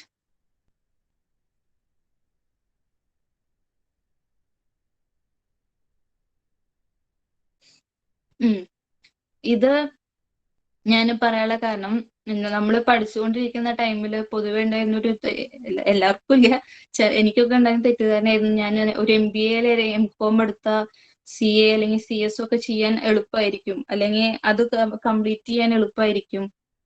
അപ്പോ അല്ലെങ്കിൽ MBA ഇൻ ഫിനാൻസ് എന്ന് പറയുന്നതും ഏകദേശം CA എന്ന് പറയുന്നതൊക്കെ ഏകദേശം ഒരുപോലെയാണ്. അങ്ങനെയൊക്കെയുള്ള ഒരുപാട് തെറ്റിദ്ധാരണകൾ ഉണ്ടായിരുന്നു. അപ്പൊ അതൊക്കെ രണ്ടും ഫിനാൻസ് ആണെന്നുള്ള ഒരൊറ്റ സിമിലാരിറ്റി മാത്രമേ ഉള്ളൂ. MBA എന്ന് പറയുന്നതും CA എന്ന് പറയുന്നതും കംപ്ലീറ്റ് ഡിഫറെന്റ് ഡൊമൈൻ ആണ്. അപ്പൊ നിങ്ങൾ ഒരിക്കലും ആ ഒരു ചിന്ത ഉള്ളിൽ വെക്കരുത്. ഇപ്പോ നിങ്ങൾക്ക് CA ചെയ്യാനാണ് താല്പര്യമെങ്കിൽ ഗ്രാജുവേഷൻ കഴിഞ്ഞാൽ തന്നെ, അല്ലെങ്കിൽ ഗ്രാജുവേഷനൊപ്പം തന്നെ ശ്രമിച്ചുകൊണ്ടിരിക്കുക. അതൊരിക്കലും ഒരു സബ്സ്റ്റിറ്റ്യൂട്ട് അല്ല, അതിന് പകരമല്ല MBA എന്ന് പറയുന്നത്. അതുപോലെ തന്നെ ഓക്കെ, ഇത് പിന്നെ ബാങ്ക്, അത് ഞാൻ നേരത്തെ പറഞ്ഞു ഓൾറെഡി. ബാങ്ക് ഇൻഡസ്ട്രിയിലാണ് വർക്ക് ചെയ്യാൻ ആഗ്രഹമെങ്കിൽ അതിന് വേണ്ടിയിട്ടുള്ള കോമ്പറ്റേറ്റീവ് എക്സാമിന് ഇപ്പോഴേ പ്രിപ്പയർ ചെയ്തുകൊണ്ടിരിക്കുക. എക്സാംസ് എഴുതുകയാണ് ഏറ്റവും ബെറ്റർ. കാരണം ഞാൻ നേരത്തെ പോലെ ഇന്റർവ്യൂ നടത്തി അല്ലെങ്കിൽ ഒരു ക്യാമ്പസിൽ വന്ന് റിക്രൂട്ട്മെന്റ് നടത്തുന്ന ബാങ്ക്സ് എന്റെ അറിവിൽ വെച്ച് വളരെ കുറവാണ്. അപ്പൊ നമുക്ക് ഒരു ബാങ്ക് ഇൻഡസ്ട്രിയിലാണ് നിങ്ങൾക്ക് കയറാൻ താല്പര്യമെങ്കിൽ ഏറ്റവും നല്ലത് എക്സാംസ് എഴുതി കയറുക തന്നെയാണ്. നെക്സ്റ്റ്, ഓക്കെ, ഇത് ഞാൻ പറയാനുള്ള കാരണം ഇത് കുറച്ച് സർട്ടിഫൈഡ് കോഴ്സസിന്റെ പേരാണ്. നിങ്ങൾക്ക് വേണമെങ്കിൽ റെഫർ ചെയ്യാം, അല്ലെങ്കിൽ പിന്നെ നിങ്ങൾക്ക് എപ്പോഴെങ്കിലും ഫ്യൂച്ചറിൽ ഉപകാരമാവും. ഇതിന് ഞാൻ പറയാനുള്ള കാരണം എന്താന്ന് പറഞ്ഞാല്, നമ്മളൊക്കെ പഠിച്ചുകൊണ്ടിരിക്കുന്ന ടൈമിൽ എന്റെ അടുത്ത് ഇങ്ങനെ കുറച്ച് പേര് ഇങ്ങനെ പറഞ്ഞിരുന്നു, ഡിഗ്രി കഴിഞ്ഞപ്പോ ഒരു സർട്ടിഫൈഡ് കോഴ്സ് ചെയ്യേ, ഇപ്പൊ PG ചെയ്യുന്നതിന് പകരമായിട്ട് ഒരു സർട്ടിഫൈഡ് കോഴ്സ് ചെയ്യാതായിരിക്കും നല്ലത്. അപ്പൊ എനിക്കും അല്ലെങ്കിൽ എന്റെ ഫ്രണ്ട്സിന് അതിനെ പറ്റി അറിവുണ്ടായിരുന്നില്ല. അപ്പൊ നമ്മളെ സംബന്ധിച്ചിടത്തോളം അയ്യേ സർട്ടിഫൈഡ് കോഴ്സ് ചെയ്തിട്ട് എന്താ കാര്യം, അത് PG എന്ന് പറയുമ്പോഴല്ലേ, പോസ്റ്റ് ഗ്രാജുവേഷൻ ചെയ്യാന്ന് പറഞ്ഞാലല്ലേ കുറച്ചും കൂടെ വില എന്ന് പറയുന്നത്. പക്ഷെ പിന്നെ കരിയർ സ്റ്റാർട്ട് ചെയ്തപ്പോഴാണ് മനസ്സിലായത് ശുദ്ധ മണ്ടത്തരായി പോയി. അതെന്താണെന്ന് പറഞ്ഞാല്, ഇപ്പോ അതുകൊണ്ടാണ് ഞാൻ നിങ്ങൾക്ക് ഇത് പറഞ്ഞു തരാന്ന് വിചാരിച്ചത്. ഇപ്പൊ നിങ്ങൾ ജോബ് ഓറിയന്റഡ് ആണ്, ജോബാണ് ഏറ്റവും മെയിൻ ലക്ഷ്യം എങ്കിൽ ഇങ്ങനത്തെ ഡിഗ്രി കഴിഞ്ഞാൽ ഇങ്ങനത്തെ സർട്ടിഫൈഡ് കോഴ്സ് ചെയ്യുന്നതാണ് ഏറ്റവും നല്ലത്. അതല്ല PG ചെയ്യണമെന്ന് അത്രയും ആഗ്രഹിക്കുകയാണെങ്കിൽ ഓക്കെ, അതാണ് MBA അല്ലെങ്കിൽ M.Com ചെയ്യുക. അതല്ല ജോബിന് വേണ്ടിയിട്ട് മാത്രമാണ് നിങ്ങൾ PG ചെയ്യാൻ പോകണമെങ്കിൽ അതിന്റെ ആവശ്യമില്ല. അതിനൊക്കെ ഏറ്റവും നല്ലത് ഈ സർട്ടിഫൈഡ് കോഴ്സ് ചെയ്യാണ്. സർട്ടിഫൈഡ് കോഴ്സസ് ചെയ്യുന്നത് എന്താന്ന് പറഞ്ഞാൽ ഒരു പർട്ടിക്കുലർ ഏരിയ, ഇപ്പൊ ഒരു അക്കൗണ്ടിങ് അല്ലെങ്കിൽ ഇക്കണോമിക്, ഇത് പറഞ്ഞ പോലെ ഇൻകം ടാക്സ്, മൈക്രോഫിനാൻസ്, അങ്ങനെ പർട്ടിക്കുലർ സബ്ജക്ട് എടുത്ത് ആ സബ്ജക്റ്റിനെ ഫോക്കസ് ചെയ്തിട്ട് കോഴ്സ് നൽകുക. അപ്പൊ എന്തോ ഉപകാരം എന്ന് പറഞ്ഞാല് മിക്ക ജോബ് പ്രൊഫൈലും ആദ്യം കൺസിഡർ ചെയ്യുക ഈ സർട്ടിഫൈഡ് കോഴ്സ് ചെയ്ത ആൾക്കാരായിരിക്കും. കാരണം അവർക്ക് ആവശ്യമുള്ള പ്രോസസ്സിൽ ഫോക്കസ് ചെയ്തിട്ടാണ് അവർ പഠിച്ചിരിക്കുന്നത്. അപ്പൊ സാധാരണ നമ്മളൊരു MBA അല്ലെങ്കിൽ M.Com ചെയ്യുന്നേക്കാൾ ബെറ്റർ ഇവരെ എടുക്കുകയാണ്. അപ്പോ അതുകൊണ്ടാണ് ഞാൻ ഇത്രയും കോഴ്സിന്റെ പേര് ഇവിടെ പറയാനുള്ള കാരണം. ഇപ്പൊ ഇതിൽ നേരത്തെ പറഞ്ഞ accounting, Tally, stock market, income tax, ഇങ്ങനെ പർട്ടിക്കുലർ സബ്ജക്റ്റിൽ സർട്ടിഫൈഡ് കോഴ്സ് ചെയ്യുന്ന ഒരുപാട് നല്ല ഇൻസ്റ്റിറ്റ്യൂഷൻ ഉണ്ട്. അപ്പൊ നിങ്ങൾക്ക് ഇതിൽ ഏതെങ്കിലും ഇഷ്ടമുള്ള സബ്ജക്ട് ഉണ്ടെങ്കിൽ, അല്ലെങ്കിൽ നിങ്ങൾക്ക് ജോബാണ് ഏറ്റവും മെയിൻ ലക്ഷ്യം, അങ്ങനെ PG ചെയ്യാൻ വലിയ താല്പര്യം ഇല്ല, ജോലിക്ക് വേണ്ടി മാത്രമാണ് അത് ചെയ്യാൻ ആഗ്രഹിക്കുന്നത്, അങ്ങനെ ഒരു ചിന്ത ഉള്ളിലുണ്ടെങ്കിൽ അതിനെ ബെറ്റർ ഇങ്ങനെയുള്ള സർട്ടിഫൈഡ് കോഴ്സ് ചെയ്യണം. അത് എന്തായാലും നിങ്ങളെ ഭാവിയിൽ ഹെൽപ്പ് ചെയ്യും. Okay, next. ഇതിൽ ഞാൻ ലാസ്റ്റ് പറയണമെന്ന് വിചാരിച്ച കുറച്ച് കാര്യമാണ്. ഇത് ശരിക്കും ഞാൻ എന്താ പറയാ, ഇപ്പൊ ഞാൻ പറയുന്ന ടോപ്പിക്കായിട്ട് റിലേറ്റഡ് അല്ലെങ്കിൽ പോലും എനിക്ക് ഇങ്ങനെ ഇപ്പൊ നിങ്ങളോട് സംസാരിക്കാൻ ഒരു ചാൻസ് കിട്ടി. അപ്പൊ നിങ്ങളുടെ അടുത്ത് പറയണമെന്ന് ആഗ്രഹിച്ച ഒരു കാര്യമാണ്. കാരണം ഇതെന്താന്ന് പറഞ്ഞാല്, ഇപ്പൊ ഞാൻ പറയട്ടെ, ഞാനും ഇപ്പൊ നമ്മളെ പോലുള്ള സാധാരണ ഒരു ബാക്ക്ഗ്രൗണ്ടിൽ നിന്ന് വന്ന സ്റ്റുഡൻസ്, എന്നെ സംബന്ധിച്ചിടത്തോളം ഞാൻ പഠിച്ചത് സാധാരണ ഒരു സ്റ്റേറ്റ് സിലബസ് സ്കൂളിലാണ്. +1 +2 ഗവൺമെന്റ് സ്കൂളായിരുന്നു. ഞാൻ ഇംഗ്ലീഷ് മീഡിയം CBSE ICSE പോയിട്ട് ഇംഗ്ലീഷ് മീഡിയം സ്കൂളിൽ പോലും അല്ല ഞാൻ പഠിച്ചിരിക്കുന്നത്. അപ്പൊ നമ്മളെ പോലുള്ള സ്റ്റുഡൻസിന് എനിക്കൊക്കെ ഒരു ആഗ്രഹമായിരുന്നു ഇങ്ങനെ വലിയ കമ്പനിയിൽ വർക്ക് ചെയ്യുക. പക്ഷെ അതൊക്കെ എന്നെ സംബന്ധിച്ചിടത്തോളം എന്റെ കരിയർ സ്റ്റാർട്ട് ചെയ്തപ്പോൾ ഏറ്റവും വലിയ സ്ട്രഗിൾ അല്ലെങ്കിൽ ചലഞ്ച് എന്ന് പറയുന്നത് കമ്മ്യൂണിക്കേഷൻ ആയിരുന്നു. ഞാനൊരു കാര്യം അപ്പൊ നിങ്ങൾ വിചാരിക്കും ഈ ഇംഗ്ലീഷ് എന്ന് പറഞ്ഞ സംഭവം നമ്മുടെ നാട്ടിൽ തന്നെ വർക്ക് ചെയ്യുകയാണെങ്കിൽ അതിന്റെ ആവശ്യമില്ലല്ലോ, നാട്ടിൽ തന്നെ വർക്ക് ചെയ്യുകയാണെങ്കിൽ പിന്നെ എന്തിനാണ് ഇപ്പൊ ഇംഗ്ലീഷ് അറിഞ്ഞിരിക്കേണ്ട ആവശ്യം? അതൊരു തെറ്റിദ്ധാരണയാണ്. അങ്ങനെ ഒരിക്കലും വിചാരിക്കരുത്. ലാംഗ്വേജ് എന്ന് പറയുന്നത് കേരളത്തിലായിക്കോട്ടെ, കേരളത്തിന് പുറത്തായിക്കോട്ടെ, ഇന്ത്യക്ക് പുറത്തായിക്കോട്ടെ, ഏതൊരു ജോബിനും ഏറ്റവും ഇമ്പോർട്ടന്റ് തിങ് ആണ് കമ്മ്യൂണിക്കേഷൻ. ഞാനത് ഒരുപാട് സ്ട്രഗിൾ ചെയ്തിട്ടുണ്ട്. അതുകൊണ്ടാണ് ഞാൻ നിങ്ങളുടെ അടുത്ത് പറയുന്നത്. കാരണം നമ്മളെ സംബന്ധിച്ചിടത്തോളം ഞാന് കരിയറിൽ കയറിയപ്പോ എന്റെ ആദ്യത്തെ എന്താ പറയാ ടീമില് ഭാഗ്യം കൊണ്ടോ നിർഭാഗ്യം കൊണ്ടോ ഒറ്റ മലയാളി പോലും ഉണ്ടായിരുന്നില്ല. അപ്പോ വളരെ സ്ട്രഗിൾ ആയിരുന്നു. ചെറിയൊരു കാര്യം, ഒരു ഡൗട്ട് ചോദിക്കാൻ പോലും ഞാൻ കിടന്ന് ബബ അടിക്കായിരുന്നു.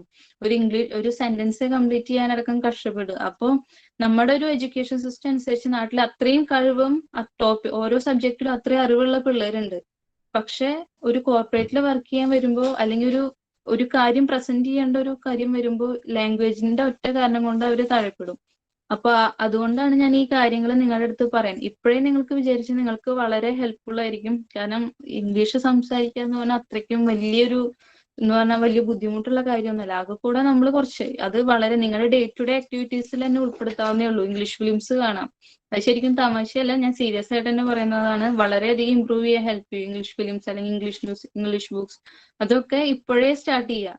ഇപ്പൊ നിങ്ങൾ നാട്ടിൽ തന്നെ നിങ്ങൾക്ക് ജോലി കിട്ടിയെന്ന് വിചാരിക്കുക, എങ്കിൽ പോലും ലാംഗ്വേജ് അറിഞ്ഞിരിക്കുന്നത് എപ്പോഴും കരിയർ ഗ്രോത്തിന് നല്ലതാണ്. ഇപ്പൊ എന്റെ ഫ്രണ്ട്സിൽ തന്നെ പലരും പുറത്തു പോകാൻ താല്പര്യമില്ല, നമുക്ക് നാട്ടിൽ തന്നെ മതി, നാട്ടിലൊരു ചെറിയ ജോലി മതി, അങ്ങനെയൊക്കെ വിചാരിച്ചിരുന്നവരുണ്ട്. അങ്ങനെ മിക്കവരും ഇപ്പൊ പുറത്തു പോയിട്ടാണ് അവർ വർക്ക് ചെയ്യുന്നത്. കാരണം നമ്മൾ പലപ്പോഴും ആഗ്രഹിക്കുന്ന ഒരു ഫീൽഡ് അല്ലെങ്കിൽ ആഗ്രഹിക്കുന്ന ഒരു ജോബ് ആഗ്രഹിക്കുന്ന സ്ഥലത്ത് കിട്ടിയെന്ന് ഉറപ്പില്ല. എവിടെയാണോ നല്ലൊരു ഓപ്പർച്യൂണിറ്റി കിട്ടണം നമ്മൾ അങ്ങോട്ട് പോകേണ്ടി വരും. അപ്പൊ തന്നെ നാട്ടിൽ തന്നെ നമ്മൾ വർക്ക് ചെയ്യാൻ പറ്റുന്ന ഒരു നിർബന്ധം നമുക്ക് പഠിക്കാനും പറ്റില്ലല്ലോ.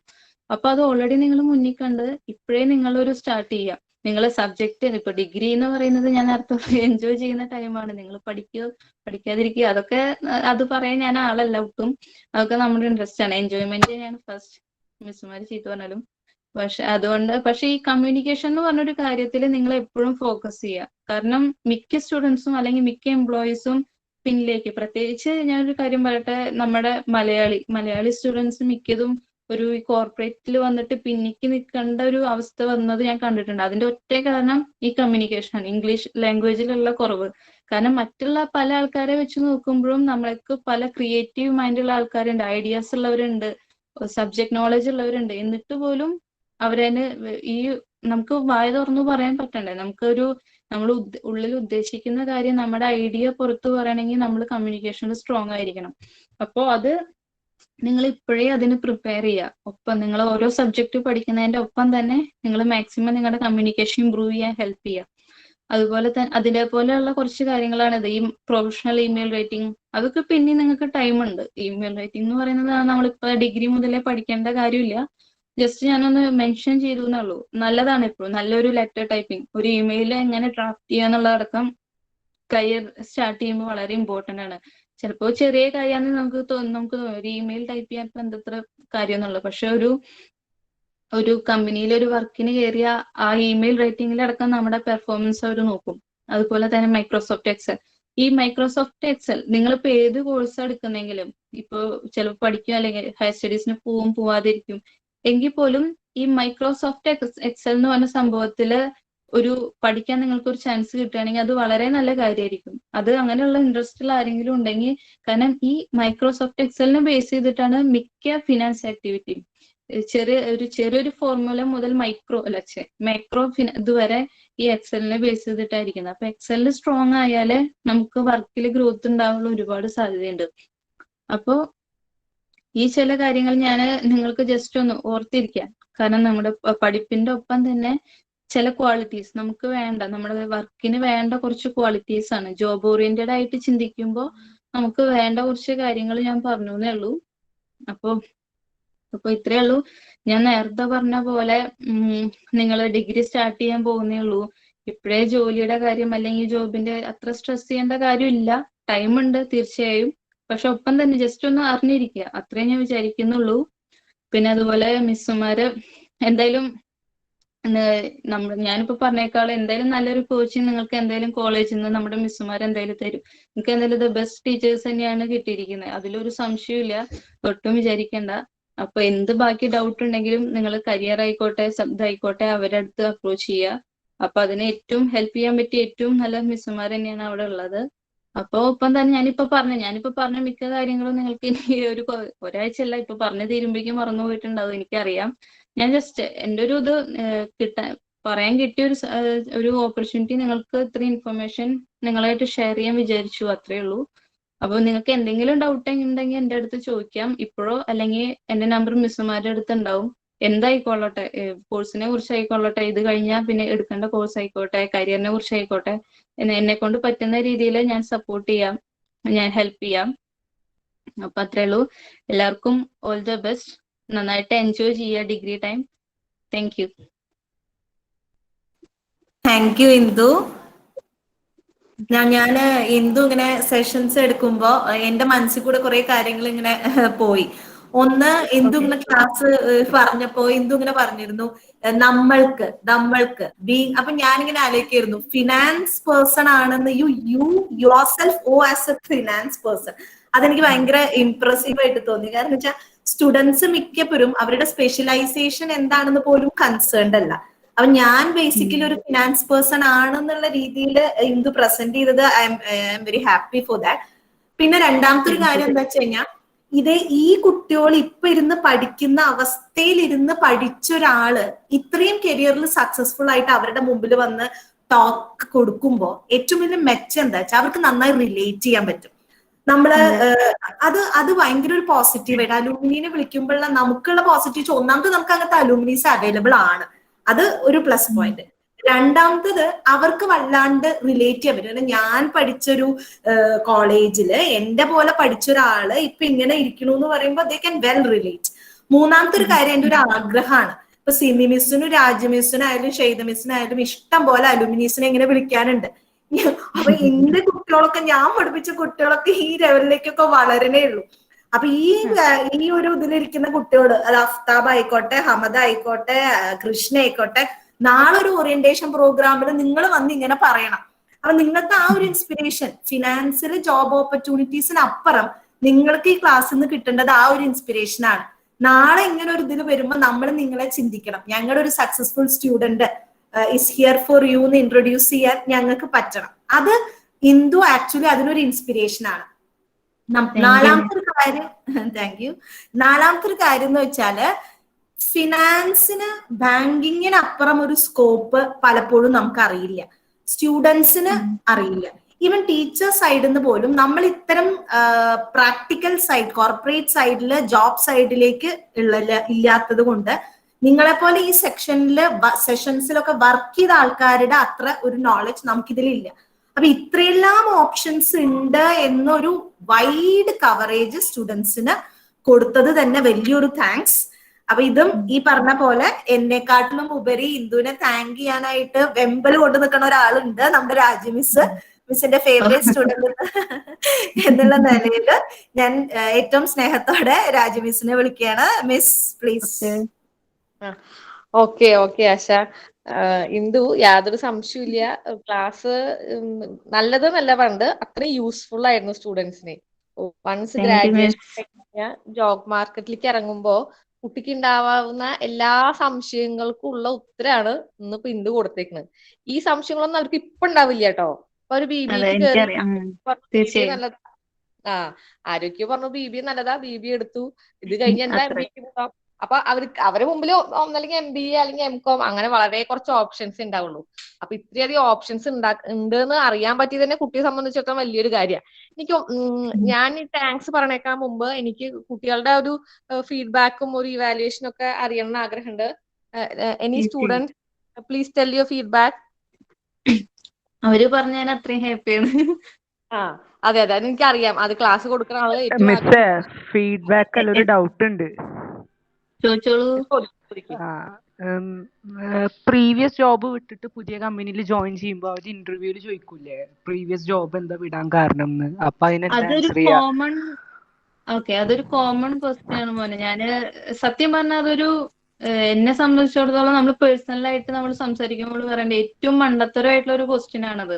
കാരണം അവര് ജസ്റ്റ് ഒരു ഫോർമലായിട്ട് ചോദിക്കുന്നതാ. കാരണം പക്ഷെ ടോപ്പ് കമ്പനീസ് എനിക്ക് തോന്നുന്നു അവര് മിക്കവരും ചോദിക്കില്ല. കാരണം ഒരാളും ജീവിതകാലം മുഴുവൻ ഒരു സെയിം കമ്പനിയിൽ വർക്ക് ചെയ്യില്ലല്ലോ. അങ്ങനെ ചെയ്യുന്നവരുണ്ടായിരിക്കാം, പക്ഷെ മിക്കവരും നമ്മൾ 2-3 വർഷം കഴിയുമ്പോൾ നമ്മളിങ്ങനെ സ്വിച്ച് ചെയ്തുകൊണ്ടേയിരിക്കും. അപ്പോ എന്റെ ഒരു പേഴ്സണൽ എക്സ്പീരിയൻസ് എന്ന് പറയുകയാണെങ്കിൽ നമ്മളെപ്പോഴും നമ്മുടെ കൊളീഗ്സ് ആയിട്ട് ഡിസ്കസ് ചെയ്യുമ്പോൾ സംസാരിക്കുന്ന ഒരു കാര്യമാണ്. ഇതൊരു വളരെ കോമൺ ക്വസ്റ്റ്യൻ. അതിന് അധികം പ്രാധാന്യം കൊടുക്കൂല. എന്തുകൊണ്ടാണ് നിങ്ങൾ പ്രീവിയസ് ജോബ് ക്വിറ്റ് ചെയ്തതെന്ന് ചോദിക്കുമ്പോൾ നമ്മൾ കോമൺ ആയിട്ട് ഞങ്ങൾക്ക് കരിയർ ഗ്രോത്ത് വേണം, അതുപോലെ തന്നെ ന്യൂ കമ്പനീസ് അല്ലെങ്കിൽ ന്യൂ ജോബ്സ് എക്സ്പ്ലോർ ചെയ്യണം, കൂടുതൽ ഇൻഫർമേഷൻ അല്ലെങ്കിൽ നോളജ് വേണം. ഇതാണ് കോമൺ ആൻസർ. അതെനിക്ക് അല്ലെങ്കിൽ പേഴ്സണൽ ഇതുങ്ങളും പറയാം. അപ്പൊ അത് വളരെ അങ്ങനെ പ്രാധാന്യം കൊടുക്കേണ്ട അതിന്. അത് വളരെ കോമൺ ക്വസ്റ്റ്യൻ ആണ്. ഓക്കെ, വേറെ എന്തെങ്കിലും ഉണ്ടോ? എന്തുണ്ടെങ്കിലും ചോദിക്കൂ. ഡൗട്ട്സോ എന്തെങ്കിലും ഷെയർ ചെയ്യണമെങ്കിൽ, ഫീഡ്ബാക്കോ യു ക്യാൻ ഷെയർ.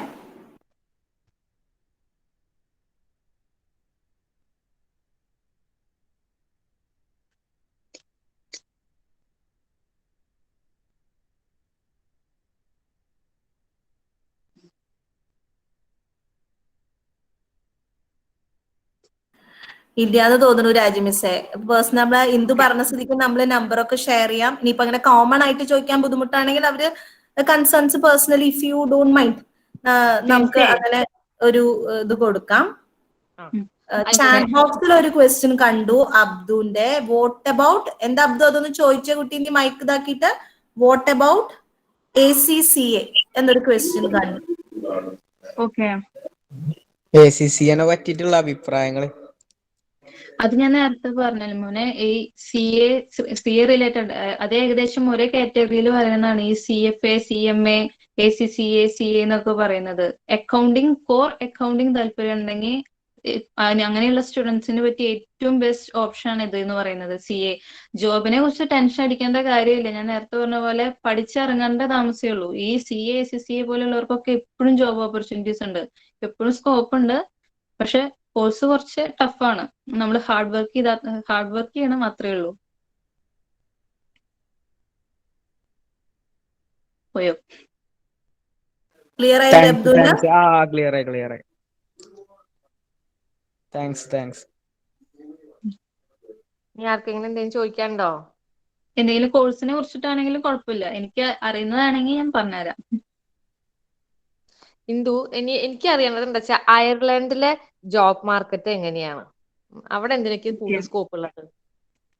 അതെ, ഞാന് ഓക്കെ, അത് ആ ഒരു കാര്യം പറയാൻ വിട്ടുപോയി. എബ്രോഡ് പോവാൻ താല്പര്യമുള്ളവർക്ക് ഇപ്പോ അതെല്ലാവർക്കും കൂടി ഒരു കോമൺ ആയിട്ട് പറയുന്നതാണ്. ഇപ്പോ നമ്മളിപ്പോ യൂറോപ്യൻ അല്ലെങ്കിൽ US അങ്ങനെയുള്ള സ്ഥലങ്ങളിൽ വർക്ക് ചെയ്യാൻ താല്പര്യം ഉണ്ടെങ്കിൽ നമുക്ക് ജോബ് കിട്ടാനല്ല ബുദ്ധിമുട്ട്. കാരണം ഇവിടുത്തെ ഇപ്പൊ എന്നെ സംബന്ധിച്ചിടത്തോളം ഞാൻ വന്നത് എന്റെ വർക്ക് വിസയിലല്ല, എന്റെ ഹസ്ബൻഡ് വർക്ക് വിസയിലാണ്.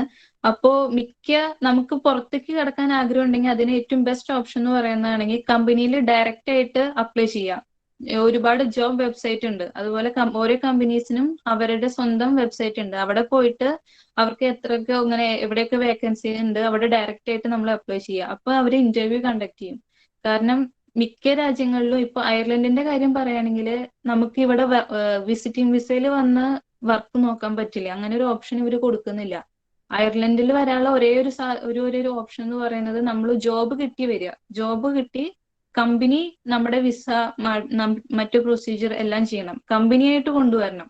അപ്പൊ അങ്ങനെയുള്ള കുറച്ച് കൺട്രീസ് ഉണ്ട്. എനിക്ക് തോന്നുന്നു അയർലൻഡ്, ഓസ്ട്രേലിയ, അങ്ങനെയുള്ള കുറച്ച് രാജ്യങ്ങളുണ്ട്. അവിടെ നമ്മളുണ്ടെങ്കിൽ കമ്പനിയുടെ കെയർ ഓഫിലേ നമുക്ക് വരാൻ പറ്റുള്ളൂ. ഫിനാൻസിന്റെ കാര്യത്തിലാണെങ്കിൽ ഒരുപാട് ജോബ് ഓപ്പർച്യൂണിറ്റീസ് ഉണ്ട്. ഇത് പറഞ്ഞ പോലെ ഇപ്പൊ ഞാൻ വർക്ക് ചെയ്ത ഒറാക്കിൾ, അക്സെഞ്ചർ പോലത്തെ കമ്പനീസ് തന്നെ അവരുടെ തന്നെ മെയിൻ ബ്രാഞ്ച് ഇവിടെ ഉണ്ട് ഇതുപോലുള്ള മിക്ക സ്ഥലങ്ങളിലും. അപ്പോ അങ്ങനെ എബ്രോഡ് പോകണമെങ്കിൽ അങ്ങനെ കുറച്ച് കാര്യങ്ങൾ നമ്മൾ ശ്രദ്ധിക്കണം. ഇച്ചിരി ബുദ്ധിമുട്ടുണ്ട്, എന്നാലും നമ്മൾ ശ്രമിച്ചാൽ പറ്റാവുന്നേ ഉള്ളൂ. ഇന്ദു, ഒരു സംശയം കൂടി. ഇപ്പൊ കുട്ടികളിൽ കാണുന്ന ഒരു ട്രെൻഡാണ്, കുട്ടികള് കാനഡയ്ക്ക്, ഓസ്ട്രേലിയൻ, അമേരിക്കൻ കൺട്രീസിലേക്കൊക്കെ പോകുന്നു.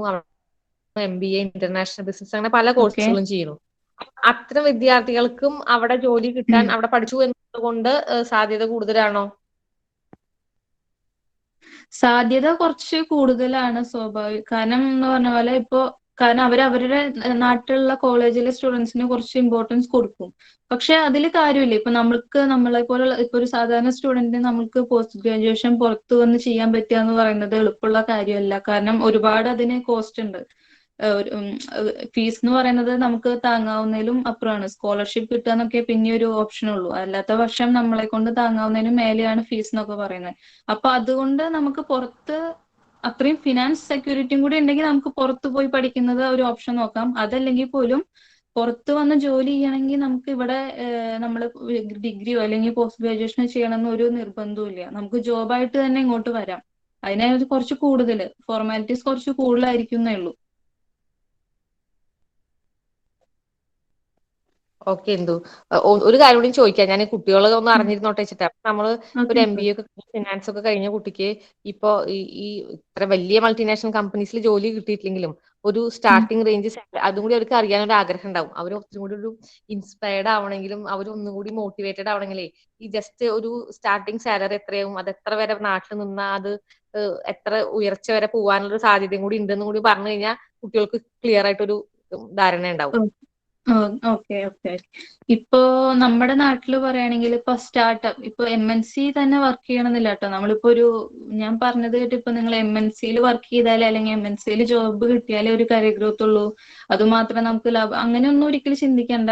MNCനേക്കാൾ കൂടുതൽ കരിയർ ഗ്രോത്ത് കൊടുക്കുന്ന ഒരുപാട് സ്റ്റാർട്ടപ്പ് ഉണ്ട്. സ്റ്റാർട്ടപ്പ് എന്നുള്ളതുകൊണ്ട് ഉദ്ദേശിക്കുന്നത് ഇപ്പോ ആരംഭിച്ച് അധികം ആവാത്ത കുറച്ച് കമ്പനീസ്, ചെറുകിട കമ്പനി എന്നൊക്കെ പറയില്ല. അപ്പൊ ഈ സ്റ്റാർട്ടപ്പ് കമ്പനീസ് ഒരുപാട് നല്ല സാലറിയും നല്ല കരിയർ ഗ്രോത്തും കൊടുക്കുന്നുണ്ട്. നമ്മളെ സംബന്ധിച്ചിടത്തോളം ഇപ്പൊ ഇന്ന നല്ല ബ്രാൻഡഡ് കമ്പനിയിൽ വർക്ക് ചെയ്യണം നമുക്ക് സ്വാഭാവികമായിട്ടൊരു ആഗ്രഹം തോന്നും. പക്ഷെ അതിലല്ല കാര്യം. നമ്മൾ ഏറ്റവും ആദ്യം നമ്മൾ ശ്രദ്ധിക്കേണ്ട ഒരു കാര്യം, നമ്മളൊരു ജോബിൽ കയറി നമുക്ക് സാലറി ആവശ്യമാണ് തീർച്ചയായും. സാലറിയുടെ ഒപ്പം തന്നെ നമുക്ക് പേഴ്സണലായിട്ട് നമുക്ക് കരിയർ ഗ്രോത്ത് ഉണ്ടാവുമോ, അല്ലെങ്കിൽ നമുക്ക് എത്രത്തോളം അറിവ് നേടാൻ പറ്റും, ഓരോ റോളും അല്ലെങ്കിൽ നമ്മുടെ ഓരോ വർഷം ഓരോ എക്സ്പീരിയൻസ് കഴിയും തോറും നമ്മൾ ആസ് എ പേഴ്സൺ നമുക്ക് എങ്ങനെ ഇമ്പ്രൂവ് ചെയ്യാൻ പറ്റും, അതിനായിരിക്കണം എപ്പോഴും ഫോക്കസ് കൊടുക്കേണ്ടത്. അപ്പോൾ അതിന് ഹെൽപ്ഫുൾ ആവുന്ന കമ്പനീസ് തിരഞ്ഞെടുക്കാൻ നോക്കുക.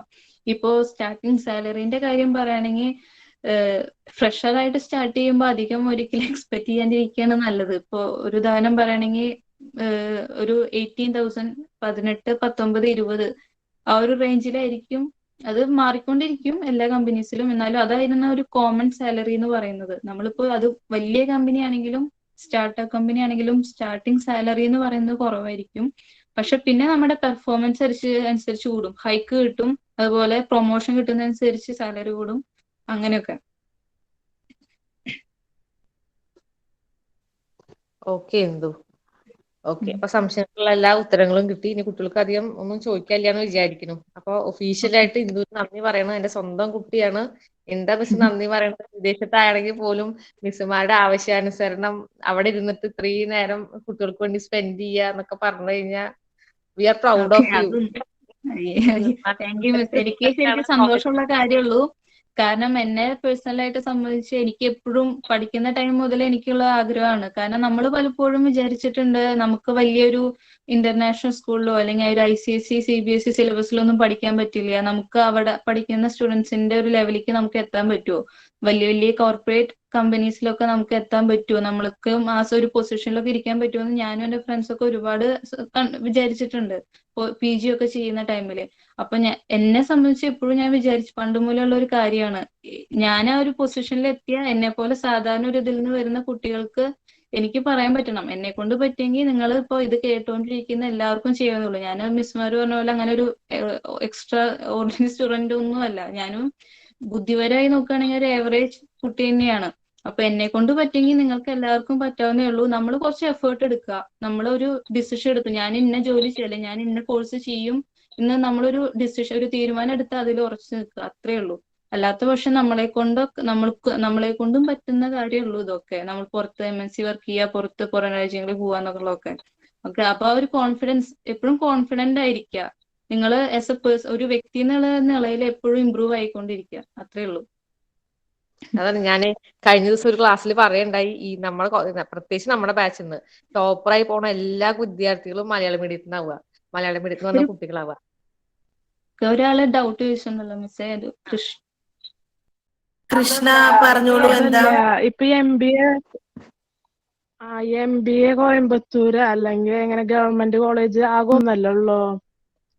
കോഴിക്കോട് മാത്രല്ലേ ഉള്ളോ ഗവൺമെന്റ് കോളേജോ?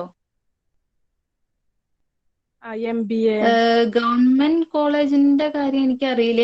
യൂണിവേഴ്സിറ്റി ആണ് ഉദ്ദേശിച്ചത്. യൂണിവേഴ്സിറ്റി കോളേജ് ഉണ്ട്, അത് കാലിക്കറ്റ് യൂണിവേഴ്സിറ്റി. നമ്മളിപ്പോ എക്സാം നടത്തി മെറിറ്റ് ബേസിൽ അങ്ങനെ അഡ്മിഷൻ കൊടുക്കുന്ന കോളേജസ് ഉണ്ട്. അത് യൂണിവേഴ്സിറ്റി കോളേജ് പറഞ്ഞേ ഉള്ളൂ. പക്ഷെ ഞാൻ പഠിച്ചത് ഗവൺമെന്റ് അല്ല, ഞാൻ RVS വേറെ ഒരു ഇൻസ്റ്റിറ്റ്യൂട്ടിലാണ് പഠിച്ചത്. പുറത്ത് പഠിക്കുകയാണെങ്കിൽ ഇപ്പൊ എത്ര ലക്ഷം കൊടുക്കേണ്ടി വരില്ലേ? എത്ര എമൗണ്ട് ഫീസ് ഒക്കെ വേണ്ടി വരും?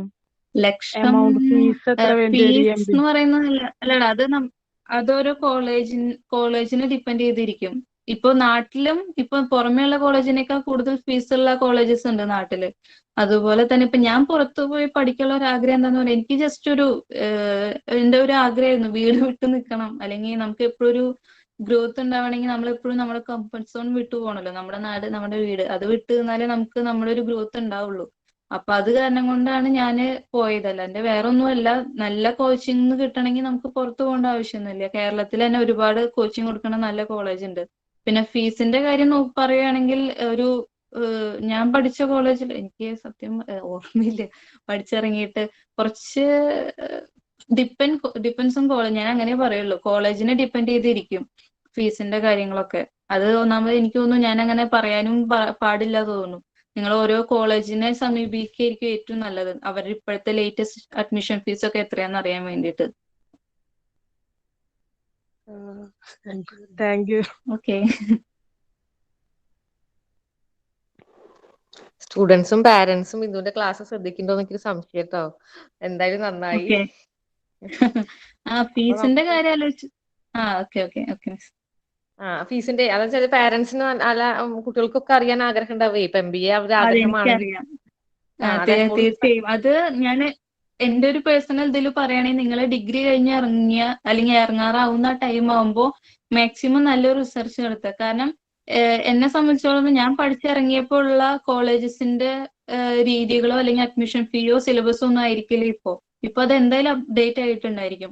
അപ്പൊ ഇപ്പോഴത്തെ എന്താണെന്ന് നിങ്ങൾ നന്നായിട്ട് അന്വേഷിക്കുക.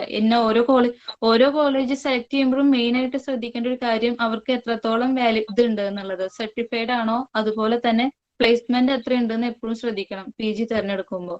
ഈ 2 കാര്യങ്ങൾ എപ്പോഴും ഏതെങ്കിലും ഒരു കോളേജിൽ പോയി പഠിക്കാന്ന് ഒരിക്കലും വിചാരിക്കരുത്. ഇന്ദു പറഞ്ഞ ശരിയാണ്. MBAയുടെ കേസിൽ നമുക്ക് ഗവൺമെന്റ് ഇൻസ്റ്റിറ്റ്യൂഷൻസ് ഇല്ല. ആക്ച്വലി നമുക്ക് എയ്ഡഡ് ഇൻസ്റ്റിറ്റ്യൂഷൻ രാജഗിരിയിൽ ഒരൊറ്റൊരു ബാച്ച് മാത്രമാണ് ഈ കേരളത്തിൽ മൊത്തത്തില് MBA എയ്ഡഡ് ആയിട്ടുള്ളൂ. പിന്നെ ബാക്കി ഒരു നല്ല ഓപ്ഷൻ എന്ന് പറഞ്ഞാല് നമുക്ക് യൂണിവേഴ്സിറ്റീസും യൂണിവേഴ്സിറ്റി സെന്റേഴ്സും ആണ്. പിന്നെ ഉള്ളതൊക്കെ സെൽഫ് ഫിനാൻസിങ് ഇതിൽ തന്നെ. അതിൽ ഇന്ദു പറഞ്ഞത് ഒരു വലിയ പോയിന്റ് ആണ്. പ്ലേസ്മെന്റും ഇമേജ്, അതായത് ഇപ്പൊ ഒരു വെറുതെ തുറന്നു വെച്ചിരിക്കുന്ന ഒരു ഇൻസ്റ്റിറ്റ്യൂഷനും കൂടി MBA കൊടുക്കുന്ന കാലാണ്. അപ്പൊ നിങ്ങൾ എവിടുന്ന് MBA എടുക്കുന്നു, അതെ, അതുപോലെ എത്ര പ്ലേസ്മെന്റ്, അതാണ് സീരിയസ്ലി നോക്കേണ്ടത്.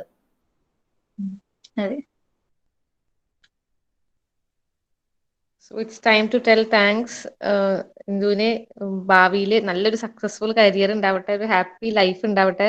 എല്ലാ മിസ്സുമാരുടെ ഭാഗത്തുനിന്നും വിദ്യാർത്ഥികളുടെ ഭാഗത്തുനിന്നും great thanks, big salute. Thank you miss. Thanks a lot. അപ്പൊ ഇനിയും വിളിക്കാം, ചാറ്റ്